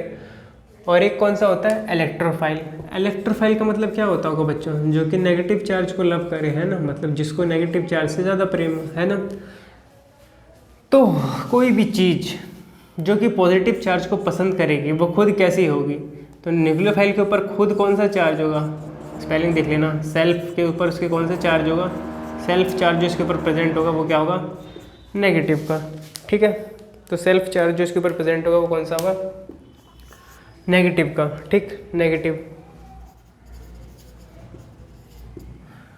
और अगर मैं बात करूँ इलेक्ट्रोफाइल की, तो इलेक्ट्रोफाइल किसको लव करते हैं, पॉजिटिव वाले को, सॉरी नेगेटिव वाले को। इलेक्ट्रोफाइल मतलब कि लविंग किसको, इलेक्ट्रॉन जिसके ऊपर नेगेटिव चार्ज है।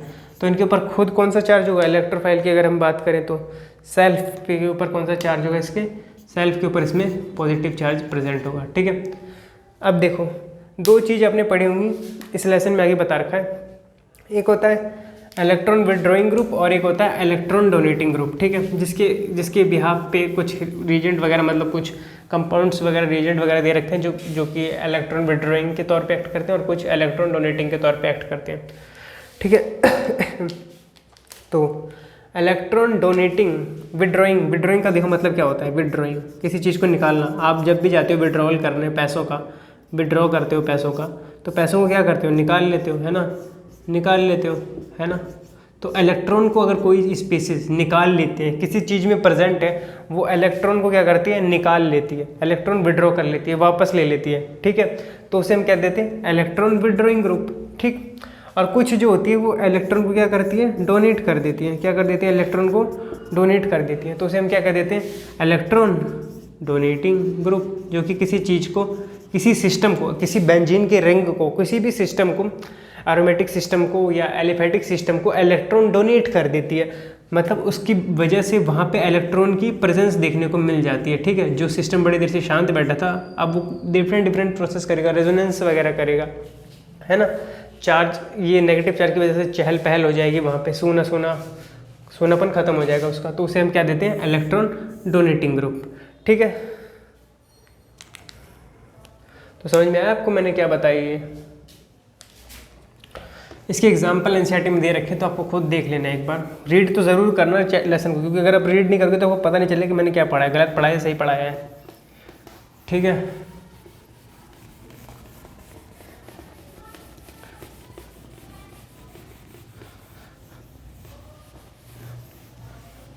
अब नेक्स्ट क्या देखेंगे हम, नेक्स्ट इसमें डिफरेंट प्रकार के, मतलब वो देखेंगे कि क्या रेजोनेंस इफेक्ट, आर इफेक्ट क्या होता है, इंडक्टिव इफेक्ट क्या होता है, मेसोमेरिक इफेक्ट क्या होता है, इन सब चीज़ों के बारे में देखेंगे। मैंने एक टॉपिक इसमें स्किप कर दिया, वो आइसोमर्स का था।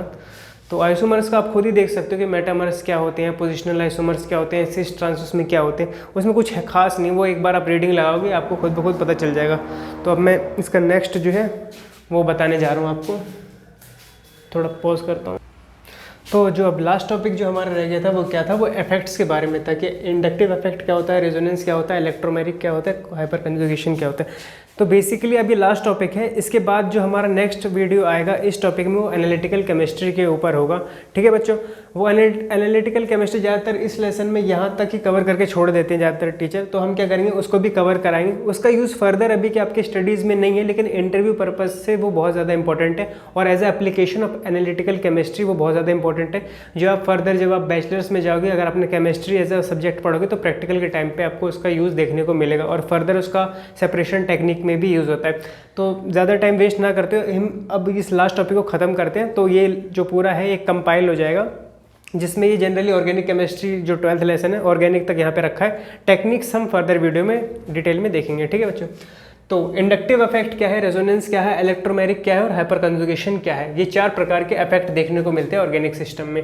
ठीक, तो देखो इंडक्टिव इफेक्ट जो है वो एक डिस्टेंस बेस्ड इफेक्ट है, जिसमें क्या होता है कि ये मतलब अगर आपके पास पास रहेगा, बॉन्ड में पास है, तो क्या होगा, बॉन्ड डिस्टेंस अगर इसके पास है, मैक्सिमम इसकी लिमिटेशन होती है कि 3 बॉन्ड्स तक ही जा सकता है ये। ठीक है, तो अगर पास होगा तो ज़्यादा बेहतर होगा, दूर होगा तो धीरे धीरे ये क्या होगा, वैनिश हो जाएगा, दूर होगा तो एक तरह से डिक्रीज करके खत्म हो जाएगा दूर पे। तो ये डिस्टेंस बेस्ड इफेक्ट भी कह सकते हैं हम इंडक्टिव इफेक्ट को, जो कि पहला है। ठीक है, अब देखो इसमें होता है क्या है कि ये बता रखा है कि इंडक्टिव मतलब क्या होता है, इंड्यूस करना है। इंड्यूस मतलब क्या होता है, किसी भी चीज़ पे पॉजिटिव या नेगेटिव चार्ज लाना। किसी भी चीज़, 2 चीज़ों से मिलने से अगर एक चीज़ और दूसरी चीज़ के बीच में कोई ऐसा काम हो जाए जिससे, जैसे देखो अगर हम वो लेते हैं कंघी लेते उसे बालों पे करते हैं, तो उसके बाद हम क्या देखते हैं, उसे पेपर पे रखने पे वो उसमें चार्ज इंड्यूस हो गया होता है, तो जिसकी वजह से पेपर जो है वो कंघी में लग रहा होता है। तो हम कहते हैं कि वहाँ पे भी एक चार्ज का इंडक्शन देखने को मिल रहा है।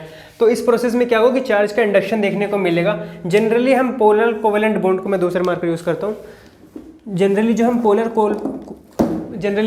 पोलर कोवेलेंट बॉन्ड की अगर हम बात करते हैं तो हम उसको रिप्रेजेंट कैसे करते हैं, डेल्टा से। ठीक है, तो देखो क्या हो रखा है इसमें कि अगर ये जो होगा, ये अगर क्या करेगा, क्लोरीन है, ये क्या है, एक प्रकार का हैलोजन है। हैलोजन क्या करता है कि इसकी इलेक्ट्रोनेगेटिविटी ज़्यादा होती है, ये इलेक्ट्रॉन्स को क्या करता है, अपनी तरफ खींचता है। ठीक है, तो अगर ये इलेक्ट्रॉन्स को अपनी तरफ लेगा तो इसके ऊपर partial negative, delta negative charge देखने को मिलेगा। और इसके बिहाफ पे यहाँ पे जो देखोगे तो यहाँ पे क्या होगा कि चार्ज हमें पॉजिटिव देखने को मिलेगा और यहाँ पे बहुत कम पॉजिटिव देखने को मिलेगा। अब देखो इसमें डिस्टेंस का रोल ये है कि ये इसके पास है तो यहाँ पे पॉजिटिव चार्ज देखने को मिल रहा है, तभी क्लोरीन का इफेक्ट इसके पास है तो यहाँ पे पॉजिटिव चार्ज देखने को मिल रहा है। ये थोड़ा दूर पड़ जाता है तो इस पर थोड़ा कम पॉजिटिव देखने को मिल रहा है। तो इंडक्टिव इफेक्ट तो बता ही रहा है कि इसकी लिमिटेशन ही है कि भाई 3 बॉन्ड्स तक ही काम करता है, उसके बाद वैनिश हो जाता है। ठीक है, 3 बॉन्ड्स में भी पहले पे ज़्यादा अच्छा काम करेगा, दूसरे पे थोड़ा कम, तीसरे पे और ज़्यादा कम। ठीक है, तो वही बता रखा कि चार्ज क्या है, नेगेटिव आ जाएगा इसके ऊपर।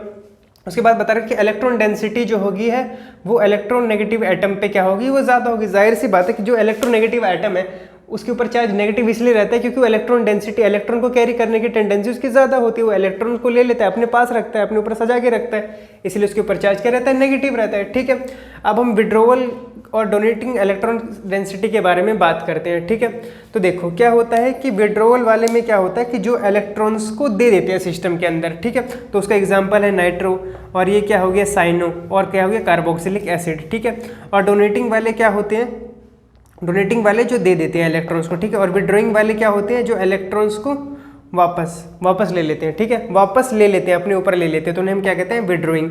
पैसे जैसे निकालना होता है, विड्रॉवल होता है, कैश हमें चाहिए होता है तो हम कैश को ले लेते हैं ना, तो वो होते हैं विड्रॉइंग। और डोनेटिंग वाले वो होते हैं जो डोनेट कर देते हैं इलेक्ट्रॉन्स को, जैसे मिथाइल, इथाइल या अल्काइल में एग्जाम्पल दे रखे हैं। ठीक है, तो यहाँ पे खत्म हो गया हमारा इंडक्टिव इफेक्ट। बाकी आपको जो भी दिक्कत होगी आप कमेंट सेक्शन में पूछ लेना। बाकी इसमें यही होता है, कोई खास वो दिक्कत नहीं है। इंडक्टिव इफेक्ट क्या होता है, वही डिस्टेंस बेस्ड इफेक्ट होता है, जो कि बेसिकली क्या होता है, चार्ज सेपरेशन में देखने को मिलता है। चार्ज थोड़ा अगर जिसके पास में जो रिएक्टिव मॉलिक्यूल है या इलेक्ट्रोनेगेटिव मॉलिक्यूल है जो उससे डायरेक्टली अटैच्ड है, वहाँ पे ज़्यादा देखने को मिलेगा, थोड़ा और कम देखने को मिलेगा। और क्या, रेजोनेंस की बात करें तो रेजोनेंस में क्या होता है, रेजोनेटिंग स्ट्रक्चर होते हैं जो कि डिलोकलाइज करते हैं पाई इलेक्ट्रॉन्स को, है ना, डबल बॉन्ड में जो इलेक्ट्रॉन्स होते हैं, जिसकी वजह से बेंजीन एरोमेटिक रिंग या sp2 हाइब्रिडाइजेशन हमेशा शो करता है। ठीक है, तो वो अब उसके बाद देखो सिंगल बॉन्ड पे क्या होता है। सिंगल बॉन्ड की अगर हम बात करें कार्बन कार्बन में, तो वहाँ पे क्या देखने को मिलता है, 154 पिकोमीटर का जो डिस्टेंस होता है, बॉन्ड लेंथ। ठीक है, बाकी डबल बॉन्ड में जो डिस्टेंस होता है वो कितना होता है, 134 पिकोमीटर। और बेंजीन की अगर हम खासियत के तौर पे बात करें तो वहाँ पे बेंजीन में डबल बॉन्ड का क्या होता है, 139 पिकोमीटर। ठीक, अब देखो रेजोनेंस इफेक्ट 2 प्रकार के होते हैं, एक का नाम होता है electron resonance positive plus are effect, और एक का होता है माइनस आर इफेक्ट, जो कि दोनों में डिस्टेंस क्या है, दोनों में डिफरेंस क्या है, डिफरेंस यही है भाई कि पॉजिटिव वाला इलेक्ट्रॉन्स को अपने से, electron away towards the ring, electrons को क्या करेगा, अवे टुवर्ड्स द रिंग, मतलब रिंग से क्या करेगा, दूर लेके जाएगा, ठीक है, रिंग से क्या करेगा, दूर लेके जाएगा। और नेगेटिव वाला क्या करेगा, take electron from ring, electrons को रिंग से वापस ले लेगा, रिंग में है, रिंग से वापस ले लिया, और इसने क्या करा, इलेक्ट्रॉन्स को किस तरफ भेजा, टुवर्ड्स द रिंग भेजा। मतलब कि देखो कि कोई सिस्टम इसके ऊपर लगा पड़ा है, इसमें इसने क्या करा कि इलेक्ट्रॉन्स को वापस भेजा, मतलब रिंग की तरफ भेजा कि जाओ भाई इलेक्ट्रॉन्स, यहाँ पे इलेक्ट्रॉन्स थे, इलेक्ट्रॉन्स को क्या बोला कि भाई तुम रिंग में घूमो, ठीक है। और इसने क्या बोला कि भाई साहब बात ऐसी है, मुझे इलेक्ट्रॉन्स की ज़्यादा ज़रूरत है, तो ये क्या करेगा, टेक इलेक्ट्रॉन्स फ्रॉम रिंग, ये क्या करेगा, रिंग से क्या करेगा, इलेक्ट्रॉन को अपनी तरफ ले लेगा, अपनी तरफ, ये जहाँ पे जो ग्रुप प्रेजेंट होगा वो इलेक्ट्रॉन्स को किस तरफ ले लेगा, अपनी तरफ ले लेगा, ठीक है। तो जब वो अपनी तरफ लेगा, लोभी हो जाएगा तो हमसे कहेंगे नेगेटिव, और जब वो दे देगा, बांट देगा या रिंग की तरफ दे देगा, फेंक देगा, तो उसे हम कहेंगे पॉजिटिव। अब ये क्या होता है, रेजोनेंस एनर्जी क्या होती है, रेजोनेंस एनर्जी कुछ नहीं होती, जो एक्चुअल स्ट्रक्चर होता है और जो लोवेस्ट एनर्जी होती है, उन दोनों का डिफरेंस को ही हम क्या कहते हैं, रेजोनेंस एनर्जी कहते हैं, ठीक है। जनरली इसमें क्या देखा जाता है कि 2 पाई बॉन्ड्स होते हैं, या एक पाई बॉन्ड और एक क्या होता है, लोन पेयर ऑफ इलेक्ट्रॉन होता है, जो कि इस रेजोनेंस में पार्टिसिपेट करता है, ठीक। अब इलेक्ट्रोमैग्नेटिक इफेक्ट क्या होता है, इलेक्ट्रोमैग्नेटिक इफेक्ट तब देखने को मिलते हैं जब वहाँ पे रिएजेंट प्रेजेंट हो, ठीक है। तो रिएजेंट की प्रेजेंस में ही ये चीज़ें देखने को मिलेगी, ठीक है। एक होता है complete share of electron of pi bonds, ठीक है, कंप्लीट शेयर डबल बॉन्ड का हमें देखने को मिलता है, ठीक है। पॉजिटिव और नेगेटिव में क्या डिफरेंस है, पॉजिटिव में क्या होता है कि जो पाई ट्रांसफर्ड एंड रिएजेंट अटैक, ठीक है, पाई बॉन्ड का ट्रांसफर या डीलोकलाइजेशन कह सकते हैं, वो होता है, जैसे देखो यहाँ पे पाई बॉन्ड है, इसका डीलोकलाइजेशन होगा इसके ऊपर, अगर इसका डीलोकलाइजेशन इसके ऊपर होगा तो क्या होगा, इसके ऊपर पॉजिटिव चार्ज आ जाएगा, ठीक है, और जो H+ है वो इसके ऊपर आ जाएगा, ठीक है। तो ये क्या है, H यहाँ पे अटैकिंग है, अटैकिंग रिएजेंट है ना, अटैकिंग रिएजेंट है।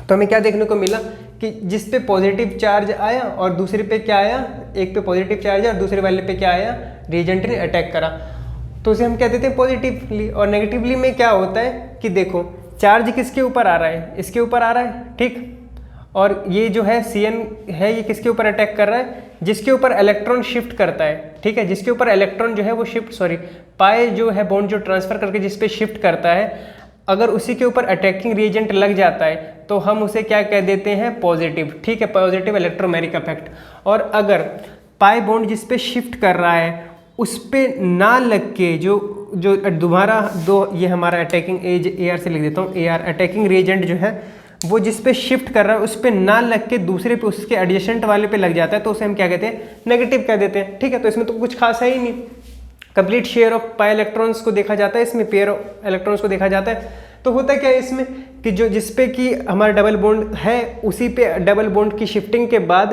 पाई इलेक्ट्रॉन्स पेयर की शिफ्टिंग के बाद, इलेक्ट्रॉन पेयर की शिफ्टिंग के बाद क्या होता है कि अगर उसी पे अटैकिंग रिएजेंट एक्ट करता है तो उसे हम पॉजिटिव कहते हैं। और अगर वो दोनों अलग अलग हो जाते हैं कि एक पे अटैकिंग रिएजेंट रह जाता है और एक पे बॉन्ड शिफ्ट हुआ रहता है, दोनों अलग अलग होते हैं, तो उसको क्या कहते हैं, नेगेटिव कहते हैं। आखिरी हमारा क्या है, हाइपर कंजुगेशन, जो कि एक परमानेंट इफेक्ट भी जिसको हम कहते हैं, ठीक है। इसमें क्या होता है, सिंगल बॉन्ड जो होता है कार्बन हाइड्रोजन के बीच में, वो क्या करते हैं कि अनसैचुरेटेड सिस्टम में भी हो जा सकते हैं या तो अनशेड p ऑर्बिटल में भी जा सकते हैं, ठीक है।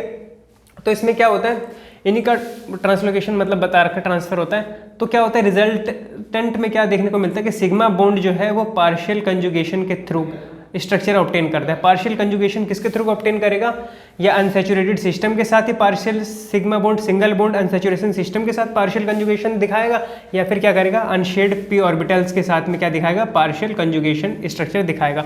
ये भी 2 प्रकार के होते हैं। मतलब पॉजिटिव में क्या होता है, जो कार्बोकैटायन होता है इसमें, जैसे कोई भी एग्जाम्पल ले लो, ये क्या दे रखा है, कार्बोकैटायन दे रखा है, किसका, इथेन का कार्बोकैटायन दे रखा है। तो इसमें क्या हो रखा है कि इस प्रोसेस में इस पे ऊपर पॉजिटिव चार्ज है, तो जो पॉजिटिव चार्ज वाला होता है उसमें जो p ऑर्बिटल्स होते हैं, जो p ऑर्बिटल सब शेल्स होते हैं, जो p ऑर्बिटल्स होते हैं वो क्या होते हैं, वो खाली होते हैं, ठीक है, वही बता रखा है यहाँ पे। तो क्या होगा कि एक का p ऑर्बिटल तो खाली है और एक का p ऑर्बिटल जो है CH3 वाले का ये भरा पड़ा है। तो क्या होगा, जो अलाइन होते हैं ये प्लेन में, फिर क्या होता है, जो p ऑर्बिटल खाली वाला होता है ना, ये अलाइन हो जाता है प्लेन में, और इसके बाद क्या होता है, जो खाली वाला का जो p ऑर्बिटल होता है और जो भरे वाले का p ऑर्बिटल होता है, इन दोनों के बीच में डीलोकलाइजेशन देखने को मिलता है इलेक्ट्रॉन्स का, इलेक्ट्रॉन की शिफ्टिंग या डीलोकलाइजेशन देखने को मिलता है। यही हम हाइपर कंजुगेशन में देखते हैं, ठीक है। और क्या होता है बता रखा है कि जो जितना ज़्यादा कोई किसी चीज़ पे पॉजिटिव चार्ज प्रेजेंट होगा या जितना कोई कैटायन होगा उसका हाइपर कंजुगेशन उतना ज़्यादा अच्छा देखने को मिलेगा। ठीक है, इलेक्ट्रॉन डेंसिटी ऑफ सिग्मा जो होता है वो डिस्पर्स करने में हेल्प करती है, मतलब कि जितनी ज़्यादा उसकी इलेक्ट्रॉन डेंसिटी होगी पॉजिटिव चार्ज इलेक्ट्रॉन डेंसिटी को देखते हुए उतना ही अच्छे तरीके से डिस्पर्स हो पाएगा। ठीक है, नो बॉन्ड रेजोनेंस भी इसी का एक नाम है। तो अब मैं छोटा सा एक ब्रीफ बता देता हूँ जो कि उल्टे पैटर्न में चलूंगा तो वो समझा दूंगा आखिरी में। तो हाइपर कंजुगेशन एक क्या होता है, परमानेंट इफेक्ट होता है, जिसमें क्या होता है कि सिग्मा बॉन्ड जो होते हैं कार्बन हाइड्रोजन के बीच वाले वो अनसैचुरेशन शो करते हैं, अनसैचुरेशन सिस्टम के साथ जब शो करते हैं, और अनशेड पी ऑर्बिटल्स में वो कैसे वो फॉर्मेशन करते हैं स्ट्रक्चर का फर्दर हाइपर कंजुगेशन के थ्रू, जिसमें क्या होता है कि पार्शियल कंजुगेशन हमें देखने को मिलता है, जिसमें एक स्ट्रक्चर जिसके ऊपर पॉजिटिव चार्ज होता है उसके ऑर्बिटल्स जो होते हैं पी ऑर्बिटल वो खाली होता है, तो प्लेन में एक दूसरे के साथ मतलब जिसका फुलफिल है उसके साथ प्लेन में ओरिएंट हो जाता है, जिससे पी ऑर्बिटल्स के में जो खाली होता है उससे दूसरे वाले जो कि फुलफिल होता है उसके थ्रू जो होता है इलेक्ट्रॉन का डीलोकलाइजेशन हमें देखने को मिलता है। ठीक है, तो यही बता रखा है इसमें।